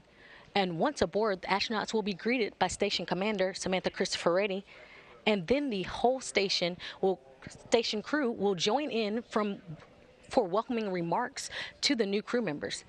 Now, due to critical science, this welcoming remarks will be about 90 minutes after the crew is on board. Once on board, the crew members will no longer be referred to as Crew-5, but rather as flight engineers of the International Space Station. Here in Mission Control, Flight Director Greg Whitney is on console overseeing the team for launch, and he will be back tomorrow for docking. We'll be on air continuously through Crew-5's arrival, but live coverage of docking is expected tomorrow around 4:57 p.m. Eastern Time. That's it from now. From Mission Control Houston, I'll toss it back to the team in Florida. Daryl, how's it looking? Well, it's wonderful out here, Shaniqua. Wish you could be here. We got picnic weather out here at the press site and Launch Complex 39, where we are looking out for the launch of Crew-5 from historic Launch Complex 39A, a beautiful sweeping shot of the lawn where we have our special guests. The media are here. We've got NASA social folks who are out on the lawn, and of course, me and Bob. Bob's riding shotgun here as we take our coverage to the next level at the final 23 minutes of liftoff. Now, from the countdown, rather. We are just seconds away from the 5th astronaut rotation mission to the International Space Station under NASA's Commercial Crew Program. Commander Nicole Mann, pilot Josh Cassada, and mission specialist Koichi Wakata and Anna Kikina are strapped into their seats inside the Dragon Endurance at the very top of this rocket here. We can We are listening in to the communications as they talk live to the Falcon 9 team. The rocket is fueling, the operation is doing well, and the launch escape system is armed. Of course, that means Dragon is prepared to launch itself away from the Falcon 9 rocket in case of an emergency on the pad or after liftoff. So far, operations looking and sounding as expected, and we are counting down to our liftoff at just after noon, 12 p.m. and 57 seconds after the hour Eastern time. There was a 1 second adjustment. That's pretty typical as happens when we get to this stage of the mission. The mission is the continuation of rotational crew flights to the International Space Station from U.S. soil on private rockets and spacecraft. Of course, this would not have been possible without the success of the NASA SpaceX Demo 2 test flight now 2 years ago, and of course the safe delivery and return of crews 1, 2, 3, and eventually here in about a week, crew 4. Of course, we're happy to have the pilot from Demo 2, and that's Bob Binken. Appreciate you being here, been giving us some great thoughts and explanations about everything that's been happening. Well, thank you, Daryl. I'm super excited to be here for Crew-5 and get a chance to relive my experience during the Demo 2 mission. And it's been a great one so far. We've watched the crew get into the capsule. We've watched, they worked through a couple of issues early on, but those have been cleared. A suit leak check and a hatch leak check that had to be double checked. Now we're rolling along and moving towards liftoff. A couple things that are coming up as we count down. We're going to have stage 2 RP1 load complete. That's in 20 seconds. A few seconds later, we'll get strong back chill. That will begin in order to set the stage for the stage 2 liquid oxygen load.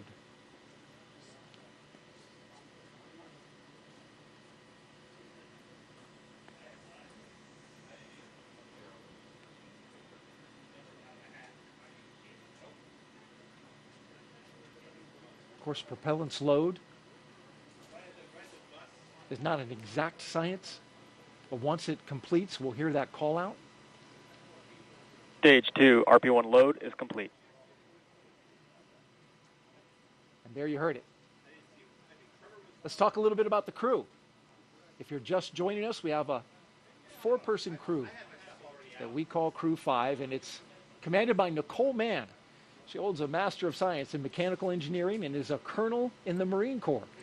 She was an FA-18 Hornet and Super Hornet test pilot and deployed twice aboard aircraft carriers in support of combat operations in Iraq and Afghanistan.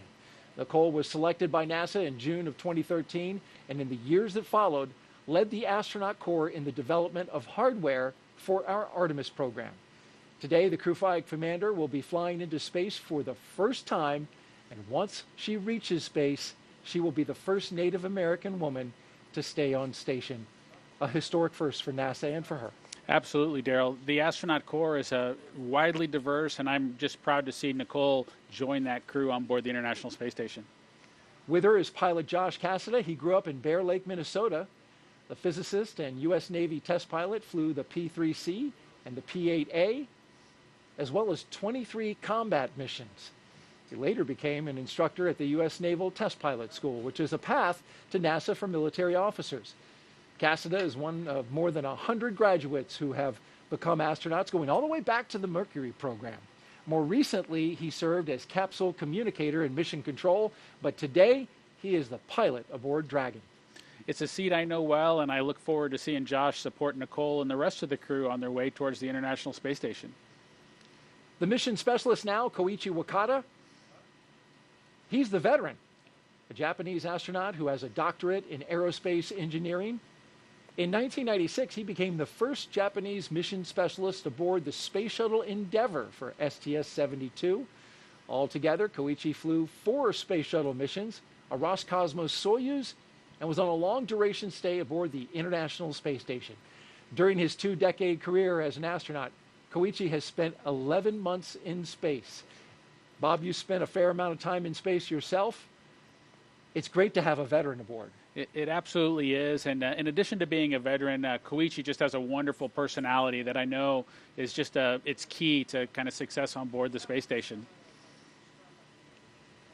Our second mission specialist is Roscosmos cosmonaut Anna Kikina. She graduated from the Novosibirsk State Academy of Water Transport in 2006. In 2012, Anna officially became a candidate for the position of test cosmonaut.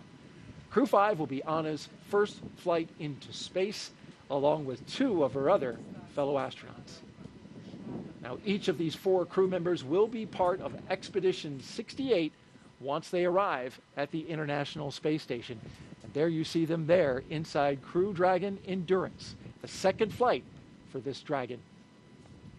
I want to let you know, if you're here locally, you want to step outside and enjoy the launch, we've got a small radio. You can pick us up on VHF radio frequency 146.940 on the megahertz scale, and on UHF radio frequency 444.925 megahertz FM mode. You can hear that all within Brevard County, right here on the beautiful Space Coast. And you can see the Stage 2 LOX load has started.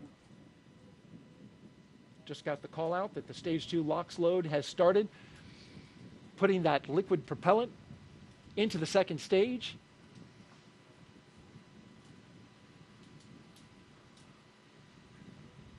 Let's check back in with Kate Tice and get an update from Hawthorne. Kate? Thanks, Daryl. We are T-minus 16 minutes away from launch, and everything continues to look great for Falcon 9 and Dragon. Falcon 9 began prop load at T-minus 35 minutes. The loading of RP-1 fuel on the second stage is complete. That finished at T-minus 20 minutes. Fuel loading continues on the first stage. It is almost complete. That should be wrapping up here momentarily. Densified liquid oxygen loading is underway on both the first and second stages. Those look to be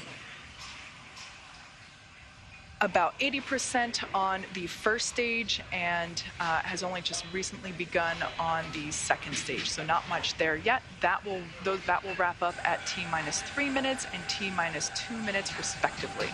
Now, as for checkouts of thrust vector controllers, what we call TVC wiggles, those are coming up.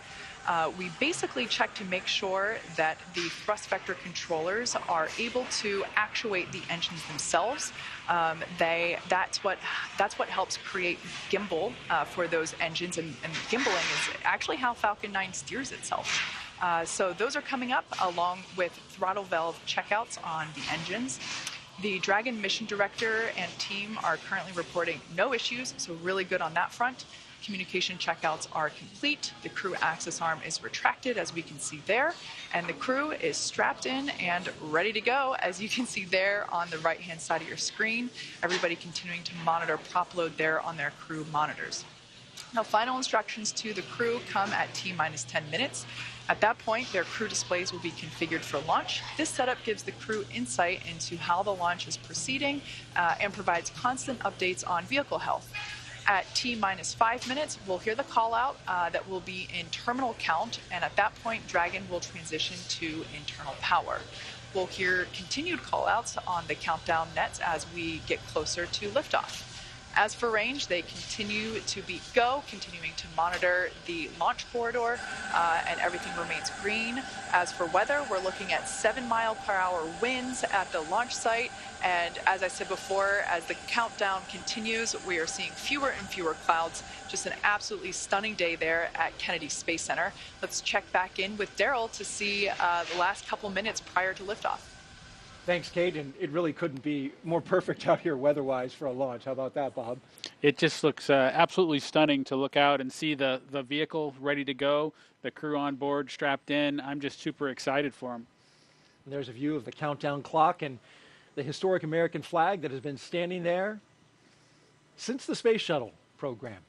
Now you're looking at a pic of Crew-5. Crew-5 flying aboard the Dragon capsule Endurance, and the booster that you see behind them that they're posing with is a brand new one. Actually was damaged in transit from California to Texas.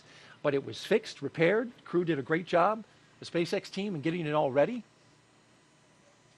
And at the time that Falcon 9 launches Dragon to space, the International Space Station will be 260 statute miles over Australia. Crew-5 will then spend the next 21 hours with Mission Control Team that you see there in Houston, standing by, getting ready for the beginning of this mission. They'll spend 29 hours chasing down the International Space Station for a rendezvous at 4:57 p.m. Eastern Time tomorrow evening. One of the longer transits, Bob. It's true. It's a little bit longer than usual, or average, I would say, as we work towards Crew-5. But as the launch dates shift around, that changes the time that you can actually arrive on space station. They've got plenty of consumables, so it should be fun to have some time in space. And when they arrive tomorrow evening, we'll have live coverage on NASA TV of docking, as well as the Crew-5 welcome ceremony at 8:15 p.m. Eastern Time, 7:15 p.m. Central. And some final thoughts, Bob, as we get ready to watch Crew-5 launch into space. You know, my opportunity to sit here and watch Crew-5 go has just been inspiring again to see another vehicle head towards the International Space Station. Again, I'm excited for them and just hopeful that Nicole, Josh, Koichi, and Anna have just a wonderful mission. I know that they've got a wonderful launch in front of them. Absolutely, and that's what we're rooting for here. And so with T-minus 11 minutes and counting, we're going to spin our chairs around and watch the launch. But we're going to let Kate and the team focus on the pad as we proceed through the final stretch of the countdown. We'll turn it over to Kate Tice at SpaceX headquarters in California to take us through. Take it away, Kate. Thanks, Daryl. As you can probably tell by the background noise, the crowd is definitely growing here at SpaceX headquarters in Hawthorne, California. Certainly one of our company traditions is to watch the launch itself from behind Mission Control, which you see there on your screen. You can see this is Mission Control Hawthorne, or as you sometimes hear referred to as MCCX. And then, of course, a crowd of employees watching from behind. I personally also stand there if I'm not doing the webcast, so I can confirm it's a great spot to watch launch. Like I said, as you can see, the energy is certainly starting to grow now that we're about to hit T-minus 10 minutes. Beautiful view there of Falcon 9 and Dragon on the pad, ready to take Crew-5 to space. We did discuss Dragon, SpaceX, confirm crew displays are configured for launch. Rocco, we would like to give a huge thanks to the NASA and SpaceX team, the thousands of people for their development, preparation, and training in getting Endurance and Crew-5 to the launch pad today, and your continued support in helping to make this a successful mission. We look forward to joining the rest of our Expedition 68 crew members aboard the International Space Station. And a special thanks on behalf of all the crew to our family and friends. It is your love and support that help make dreams come true. Now let's do this. Crew-5 displays are configured for launch. Copy. And Nicole, Josh, Koichi, and Anna, on behalf of the entire team at SpaceX, good luck, Godspeed, and enjoy the ride. And those words from Nicole Mann, the first female commander of a Dragon, as she thanked the many folks that have helped get them to this point. We're now less than 9 minutes away from launch today. Upon liftoff, you'll hear a number and letter combinations which mark different abort zones throughout the flight, as well as some performance calls. The first two are 1A and 1B, and those signify the first stage and will last up to the very north tip of North Carolina. The next are 2A through 2E, and those will come into play once the second stage kicks in, lasting from the top of North Carolina all the way to the tip of Newfoundland in the northern Atlantic. You'll also hear a spot that is to be avoided, and you might hear Shannon or forward to Shannon, and that actually refers to Shannon, Ireland, meaning they would target off the east coast of Ireland if they were later in that second stage and did need to abort for some reason. So the next major milestone that we're looking towards will come just seconds from now, and that will be when engine chill begins on the first stage of the engine. That's right. So engine chill is basically when we take a little bit of that super chilled densified liquid oxygen and we flow it through the turbopumps of the Merlin M1D engines on the first stage. This helps to prepare the turbopumps and avoid any thermal shock to the hardware when they see the full flow of liquid oxygen during ignition. We're also expecting the conclusion of prop load for the RP1 on first stage to wrap up at T-minus 6 minutes. LOX load continues to be underway on both first and second stages, again wrapping those at T-minus 3 minutes and 2 minutes. And after that, we'll hear a number of call-outs related to Dragon's flight computer. Some will be Stage 1 engine chill has started. And you did just hear that call out that stage 1 engine chill has begun. Coming up in just about 45 seconds, we should expect to hear that RP1 load is complete. RP1 load is that densified kerosene or rocket fuel that will help propel the crew into orbit. All of that RP1 is loaded into the first stage, and we are standing by to hear that it was loaded into the second stage as well. Again, we expect that to wrap at T-minus 6 minutes. The venting that you see on screen is totally normal. That is just some Stage 1, RP1 load is complete. Great news there that RP1 load is now finished. As I was saying, the venting that you see on the vehicle is totally normal. That's just some of the super chilled densified liquid oxygen just vaporizing as it comes into contact and vents from the vehicle. And coming up, we'll also hear the call for Dragon to configure for terminal count, and then it will be transferred over to internal power. And then we'll hear that propellant tanks on Falcon 9 are getting ready to pressurize, which helps add some additional rigidity and structural support as we get ready for strong back retract. That strong back will retract a couple of degrees at first, and then we will see it swing open completely just shortly or at the moment of liftoff. Falcon 9 tanks will be pressurizing for strong back retract. Right, and there's that indication that we are preparing for that strong back retraction. Coming up in just a few seconds, we should hear that Dragon is in terminal count.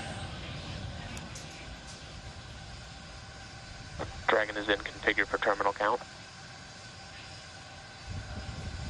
All right, there we heard that call. Dragon onboard computers have now taken control of the vehicle. As I mentioned before, first stage LOX or liquid oxygen loading is underway and will wrap up at T-minus 3 minutes. And the second stage will wrap its LOX load at T-minus 2 minutes. Launch teams continue to report no issues and everything remains green and for an on-time launch. Retract has started.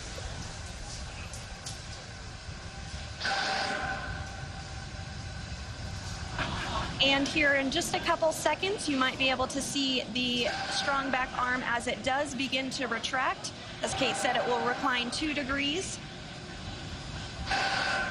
We can just barely make out that the clamp arms are now beginning to move.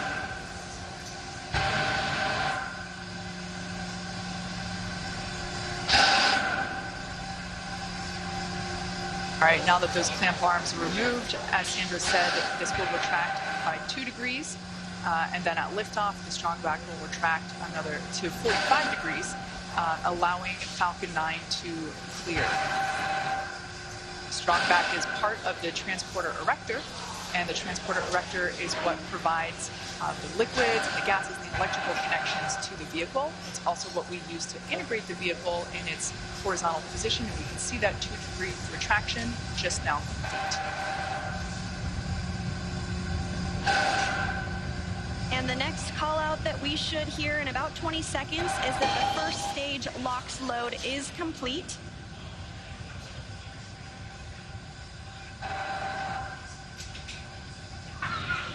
Stage 1 LOX load is complete. And there we go, all of the oxidizer loaded on stage 1. Soon we'll hear that stage 2 LOX load is complete, and that will be the last propellant call out we'll hear today. Now less than 3 minutes until launch. Dragon is in terminal count and is on internal power. All right, there we heard the good news that Dragon is now on internal power. Again, the white clouds that you see there at the base of the Dragon trunk, totally normal. That's just the vapor from the liquid oxygen. Again, second stage now wrapping up its LOX load. Excuse me, first stage wrapping up its LOX load just a few minutes ago, and now moving toward wrap up of second stage LOX load, which will complete at T-minus 2 minutes. Coming up on 2 minutes until liftoff, standing by for word that stage 2 LOX load has been completed.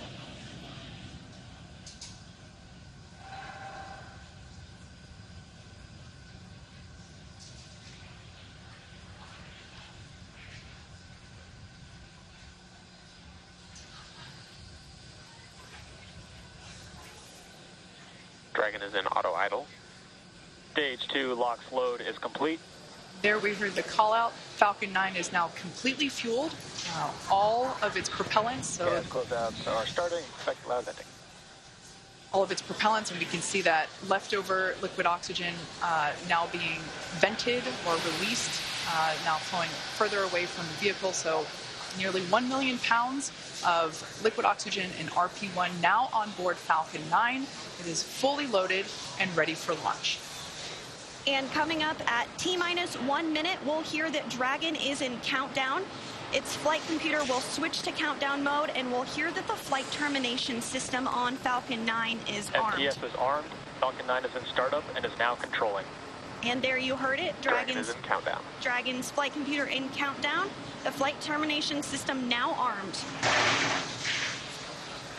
We should get the final go for launch from SpaceX Launch Director Mark Surtees. Dragon, SpaceX. Godspeed. Go for launch. SpaceX Dragon, go for launch.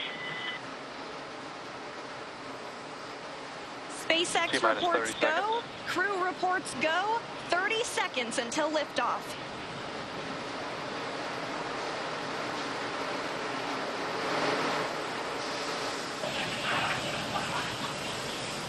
T-minus 15. 10, 9, 8, 7, 6, 5, 4, 3, 2, 1. Ignition. Engines full power. And liftoff.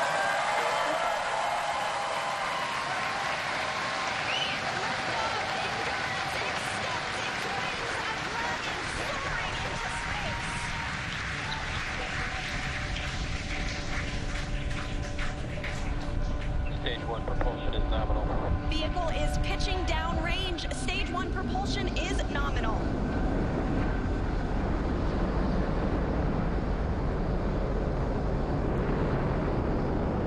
We're now at T plus 35 seconds into the 5th rotational crew mission on board Dragon and Falcon 9. Coming up in just a few seconds, we'll hear the call out for stage 1 throttle down. Stage 1 throttle down. Falcon 9 engines throttling down to help pass through the period of maximum dynamic pressure. This period is known as max Q, and once the vehicle... There we just heard that the vehicle is now traveling faster than the speed of sound. Once through max Q, we'll throttle those Merlin engines back up. Max Q. Stage 1 throttle up. Stage 1 throttle. Stage 1 Bravo. Copy, 1 Bravo. That call out for 1 Bravo means we're in the second and final abort mode for the first stage, continuing to get good performance. The crew is already pulling over 2 Gs. And next up is going to be a couple of events in rapid succession. First will be engine chill on the second stage and back engine. And there you heard that call out. And then we'll have MECO, or main engine cutoff, where the 9 engines igniting will cut off in preparation for second stage separation. Then we'll see the single Merlin vacuum engine on the second stage ignite and continue to carry the Crew-5 astronauts to orbit. Just like we did on first stage, that MVAC chill is intended to help pre-chill the hardware prior to the full flow of that densified liquid oxygen. Stage 1 throttle down.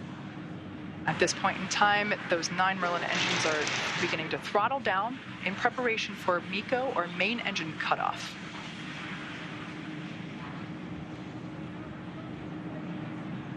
Standing by for MECO.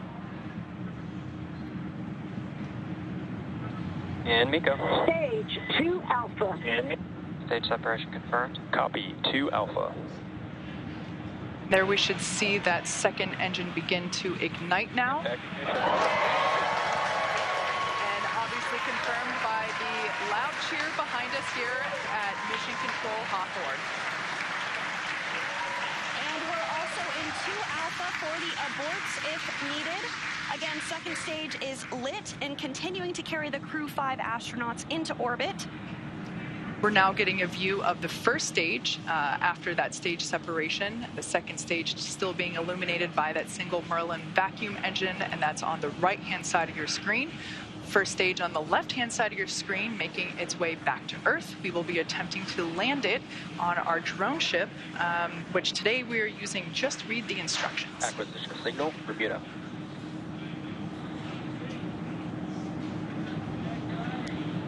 And we did hear that acquisition of the ground station in Bermuda. The first stage is continuing to make its way back to Earth, and the second stage is going to continue. SpaceX, trajectory nominal. Another good call, trajectory nominal. Dragon copy. Confirmation there from Commander Nicole Mann. You can also sort of see the Space Coast there in the background of the first stage on the left-hand side of your screen. It also looks like you can actually see the thrust plume created by the first stage as it's now rotating just out of screen. Second stage is going to continue firing until a little over 8 minutes into the flight, really doing the heavy lifting now, getting the crew into orbit. Everything continues to look nominal on both first and second stages. As I mentioned before, the first stage will be making a landing on one of our drone ships, which is currently parked a couple hundred miles off the coast of Florida in the Atlantic Ocean. So we can see now that... Dragon, SpaceX, trajectory nominal. Good confirmation there that we have good Dragon trajectory. copy. The second stage now traveling over 5,400 miles per hour.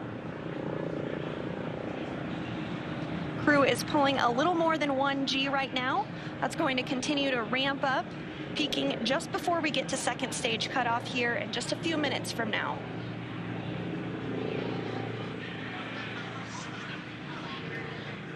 First stage will be performing 2 separate burns, a re-entry burn where we reignite 3 of the Merlin the Merlin M1D engines on the first stage.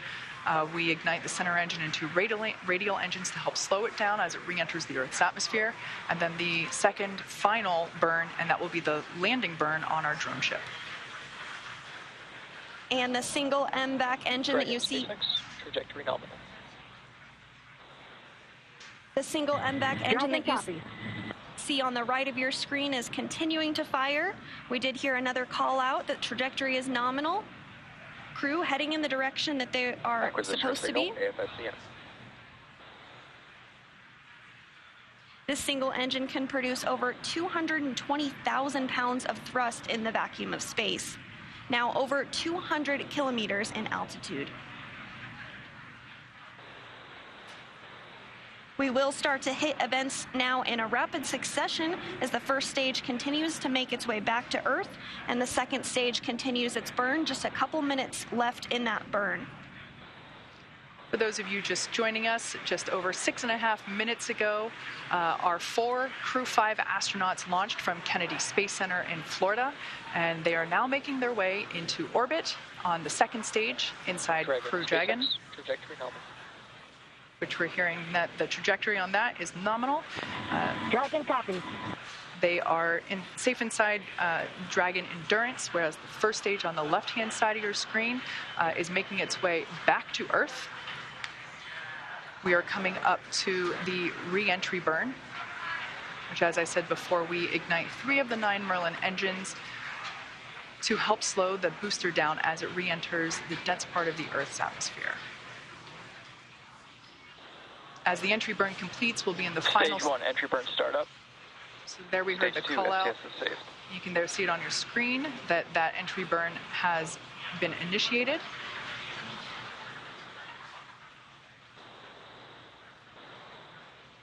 And as that entry burn completes, we'll be in the final different abort phases here shortly, which essentially correspond to areas along the very northeastern seaboard of the U.S.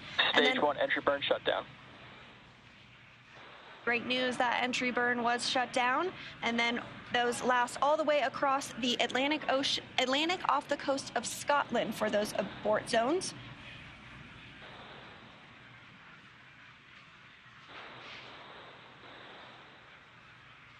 Everything continues to look nominal for both the first and second stages.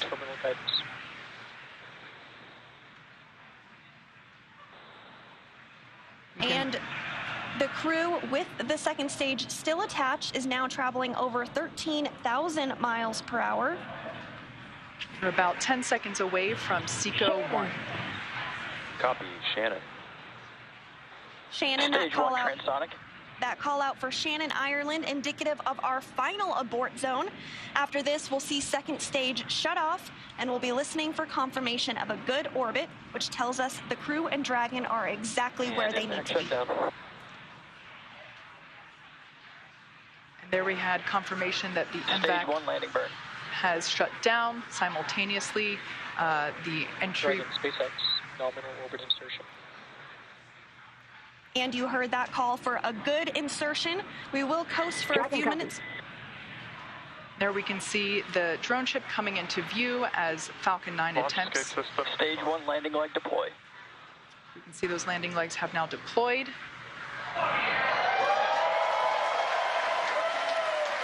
as you can see on your screen, and you can hear by the clapping and cheering behind me, Falcon 9 has landed on our drone ship just through the instructions, parked off the coast of Florida. And again, that second stage separation will be coming up just a couple of minutes now. We do coast for a few minutes after second engine cutoff to allow any rates or motion to dampen out and settle. And looks like we're going to get a view of the second stage as it separates here shortly. We did hear that the crew has been successfully inserted into a good orbit.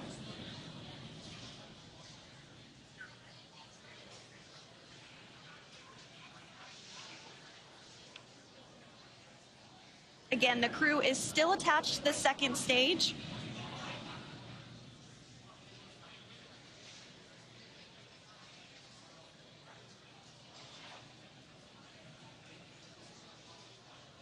We are expecting stage separation to occur in just over a minute from now, about 1 minute and 8 seconds. And that's when the, when the second stage will separate from the Dragon trunk. The Dragon trunk is the part of hardware where we are able to house the cargo that is able to be exposed to the vacuum of space, as well as the solar panels which help power Dragon while it is on orbit.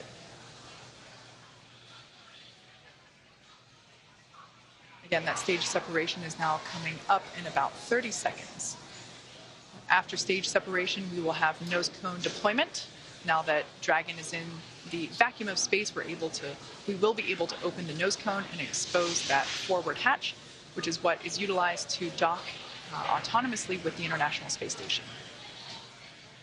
And that nose cone does stay closed for the flight uphill to help protect all of the guidance, navigation, and control sensors.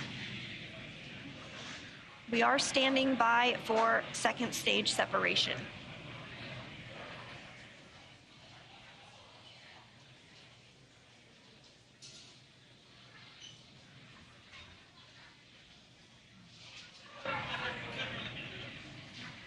And there is separation. Dragon separation confirmed.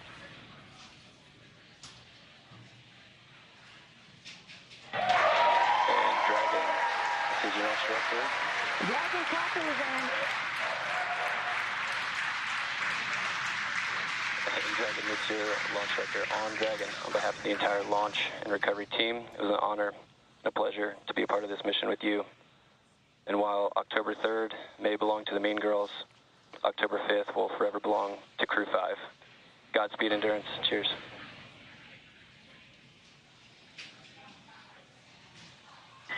awesome. Thank you so much to the Falcon team. Woo! That was a smooth ride uphill.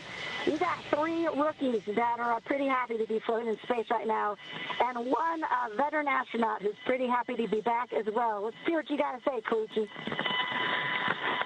Falcon team, it was a smooth ride, and I see all the 3 happy faces here. Back in 0G, and I appreciate all the help to give us a smooth ride and training. And thank you so much. JAXA の支援隊の皆さん、非常にスムーズな打ち上げでした。打ち上げご支援していただいた皆さん、応援に駆けつけてくださった皆さん、ありがとうございました。この調子でチームワークを持って頑張ります。Thank you for your support. Anya.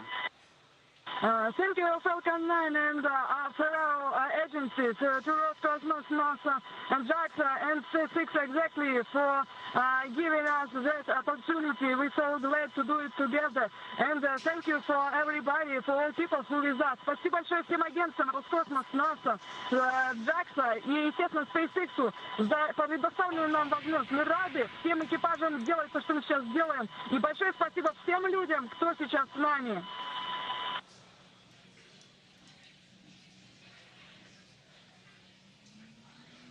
Some really nice words there from the Crew-5 crew, as well as... And Dragon, Falcon 9C, thanks for the words. Had a great ride. Have a good mission. We'll see you later. A wonderful Mean Girls reference there by Launch Director Mark Soltis, and then we just heard from Chief Engineer Dan Alex. And we just heard our first Quindar tone, indicating the crew is in Nominal space. dehumidifier activation and service section Draco checkouts. Expected loss of signal, New Hampshire. Dragon copy. And Kate, it did look like we were getting our first views of that microgravity indicator. I did see that as well. And we're getting views now of the crew on orbit, 3 of them for the first time ever. We saw some cheers, some high fives. Looks like they're feeling great.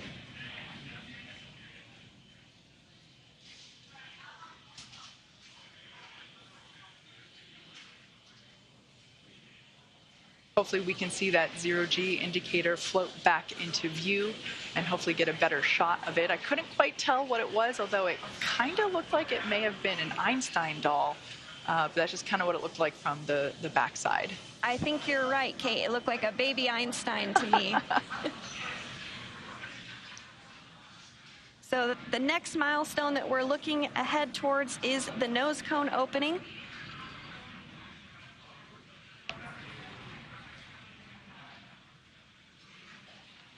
If you've just joined us, we had a successful liftoff exactly 16 minutes ago of the Crew-5 mission. They had an on-time liftoff from Kennedy Space Center at noon Eastern Time. They had a smooth ride up to orbit. The first stage landed successfully on our drone ship. Just read the instructions, and everything has been looking good so far. We are hoping to get another view on board Dragon once we're able to get that camera back. But so far, everything leading up to this point in time, we got a shot there of the MVAC engine, which is no longer firing. It is coasting with that attached to the second stage, which has been separated from Dragon.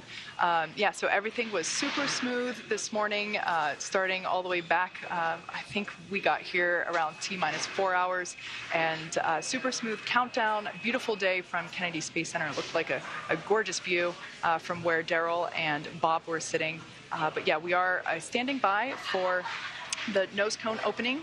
Now that the Dragon spacecraft is in space, we are able to loss of signal in Finland. We are able to open up that nose cone and expose the forward hatch, which is what is utilized to autonomously dock with the International Space Station, but of course to protect that hardware as well.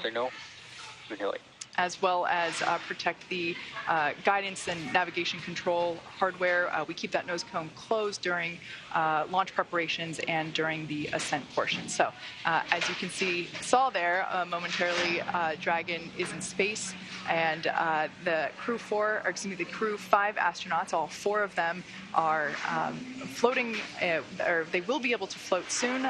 We're hoping to get another view of that zero-G indicator once we're able to bring onboard cabin views back to you of the Crew-5 crew. We always like to see what the zero-G gravity indicator is. As you saw earlier in the webcast, Bob actually brought the zero-G indicator that he and Doug used on the Demo 2 mission, a lovely sequin dinosaur, which I also have one at my desk.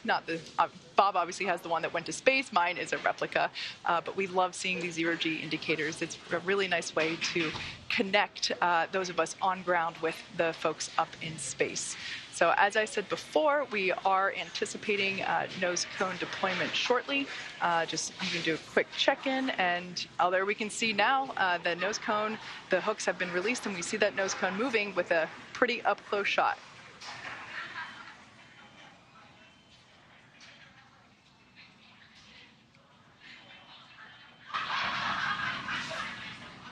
We're continuing to see that nose cone open, and acquisition of signal line. As we've mentioned, this does uncover a number of critical systems for the flight up to the space station that will be required for docking. There are 6 hooks that hold the nose cone in place during the launch and ascent portions. Those have begun to retract, and the nose cone is beginning to swing open.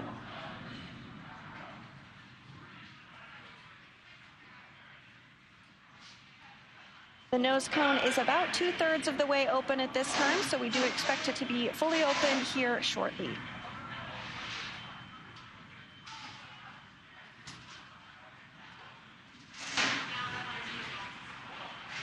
Shortly after nose cone deployment, the crew will be able to get their visors open, and they'll be given the okay to get out of their suits, and that will allow them to settle in for their ride to the International Space Station. It is about a 29-hour journey for the crew from launch to docking to the space station, but as you said, they'll be able to get out of their suits, get comfortable, get some rest, and just enjoy being in the microgravity environment of space. Again, we have 3 first-time flyers and 1 veteran on today's flight, but I'm sure it was an exciting moment no matter how many times you've been to space. I can't imagine that it ever gets old. I would probably agree with that. I would also imagine that the 3 first-time spacegoers will have a brief period of acclimation to gravity. I know I certainly would, and I also recognize that my period probably wouldn't be very brief in order to get acclimated to that lack of gravity.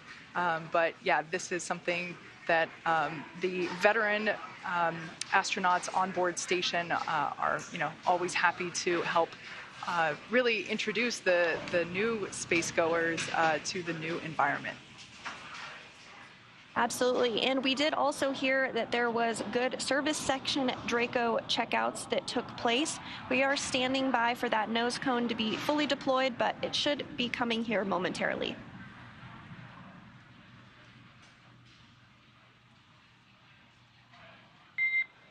Dragon, we see a nominal nose cone opening, TCS and forward bulkhead Draco checkouts.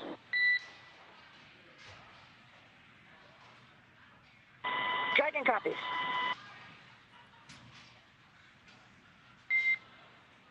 Next burn is the upcoming phase burn per your displays. We see the phase burn in 28 minutes. Good readback.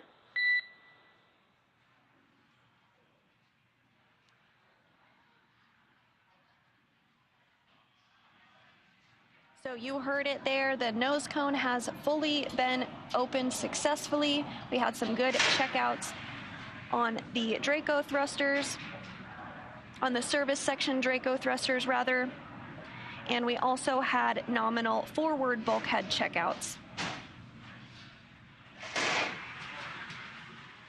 That's right, and the astronauts should be getting the okay to doff or remove their suits in about 6 or 7 minutes. I would imagine that, as Sandra mentioned before, we do have 3 space newbies on board today. I would imagine that they would be pretty excited to get out of their seats. They've been in these seats for a while. The crew ingressed hours ago, and if I would imagine that the 3 folks and even the veteran, everybody would be excited to get out and be able to float around a little bit for the first time on this Crew-5 mission. Yes, absolutely. And you do see the crew working through some procedures there on the touchpads that they do have in front of them. They'll continue to have those available for them throughout their flight uphill. Again, this is going to be about a 29-hour launch to docking for Crew-5.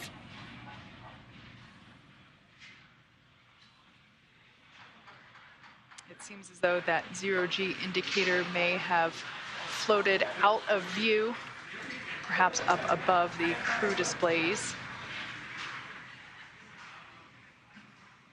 We can see that the visors are up.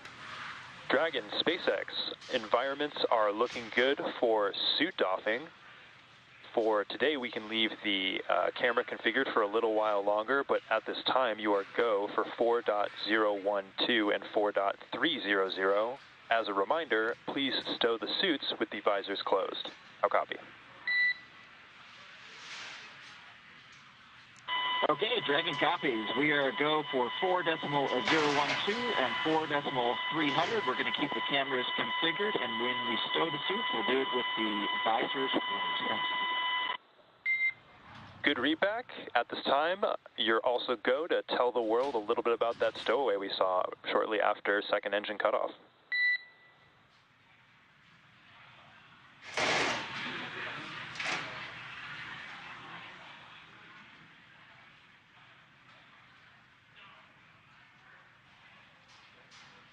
So we're standing by for a few words from the crew about that zero-G indicator.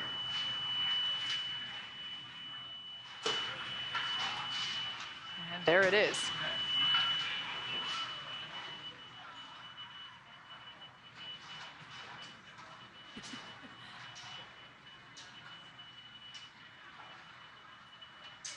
SpaceX launch. Dragon on back in the ground. We missed the last part of your transmission. And no worries, repeating my last one there. I was going to have you all talk a little bit about your zero-G indicator, but we can hold that off for the next ground station pass here for Dubai. At this time, what I'll do is I'll take the cameras external for suit doffing, and then you let me know when they're allowed to come back on board.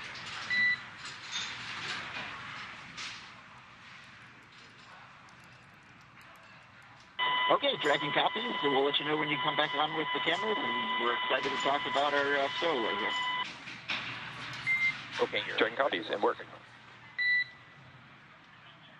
And it does sound like we are in a brief expected loss of signal with the crew. This does happen from time to time when we're in between our satellites, but we will have views and communication back with them here shortly, and we're looking forward to hearing their words on their stowaway and what that special meaning is for the crew.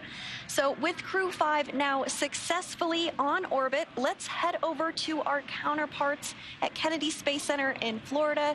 Daryl, it was spectacular to watch this launch from here in Hawthorne, but tell me, what was it like to see it on the ground?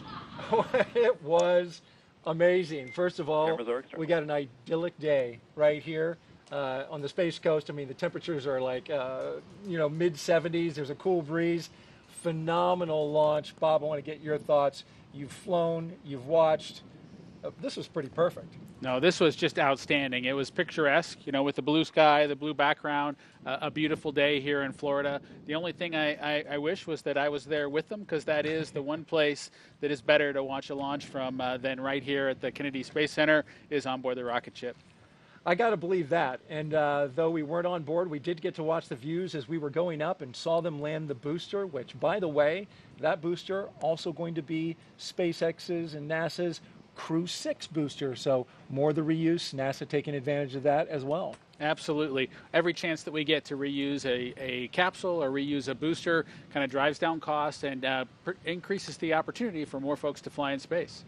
Now I'm headed out to take a swim, right? I mean, this is just perfect out here. Bob, thank you for your thoughts. And now we're going to move on. We've got an interview here with Robin Gatens, the director of the International Space Station, who also joins us here. And you got to experience the launch from right here outside the press site. And I want to ask you, how did you enjoy it? Well, it's always exciting to see launch to the International Space Station. I've seen many, but especially to see a new international crew headed to the International Space Station was very exciting. And of course, you nailed it. Beautiful day. Really glad we got this one off today. Absolutely, and they'll make that 29-hour transit to the space station. You're the director of the International Space Station, so I want to ask you, I heard there's a book coming out there have been books before about the International Space Station, but a new one's coming out. Tell me a little bit about that. Yeah, it's called Our Benefits to Humanity. It is a publication we have put out before, and we actually released it in July, so it's out. It's both in print format as well as online, so people can just search on Benefits for Humanity, International Space Station, and find that book. And it highlights all of the wonderful research that's going on the space station.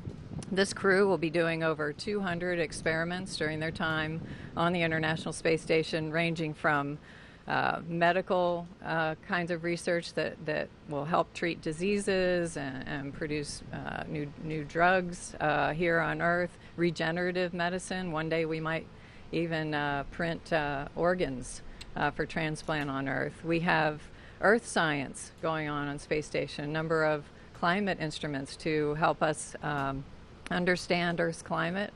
Really exciting results. This is truly what we call the decade of results on the International Space Station, where we're building on past lessons and capabilities to just compound the results that we're able to get out of the space station. And 235 investigations, 76 new ones, and you mentioned the decade. 2 decades, more than 2 decades, the International Space Station has been operating. You mentioned some of the science that they're going to be doing. Now I'm wondering if you have a favorite that you've kind of identified, like, oh, I can't wait to find out the results of that. Well, I've been tracking a lot of them. I'm really excited about some of the medical things. We're flying again a payload by a company called Lambda Vision, and they're producing retinal implants that could be used to help patients with ocular degeneration. So that's really exciting. I'm excited about what we're learning, with respect to the climate. We got brand new climate instruments up on board. We've got companies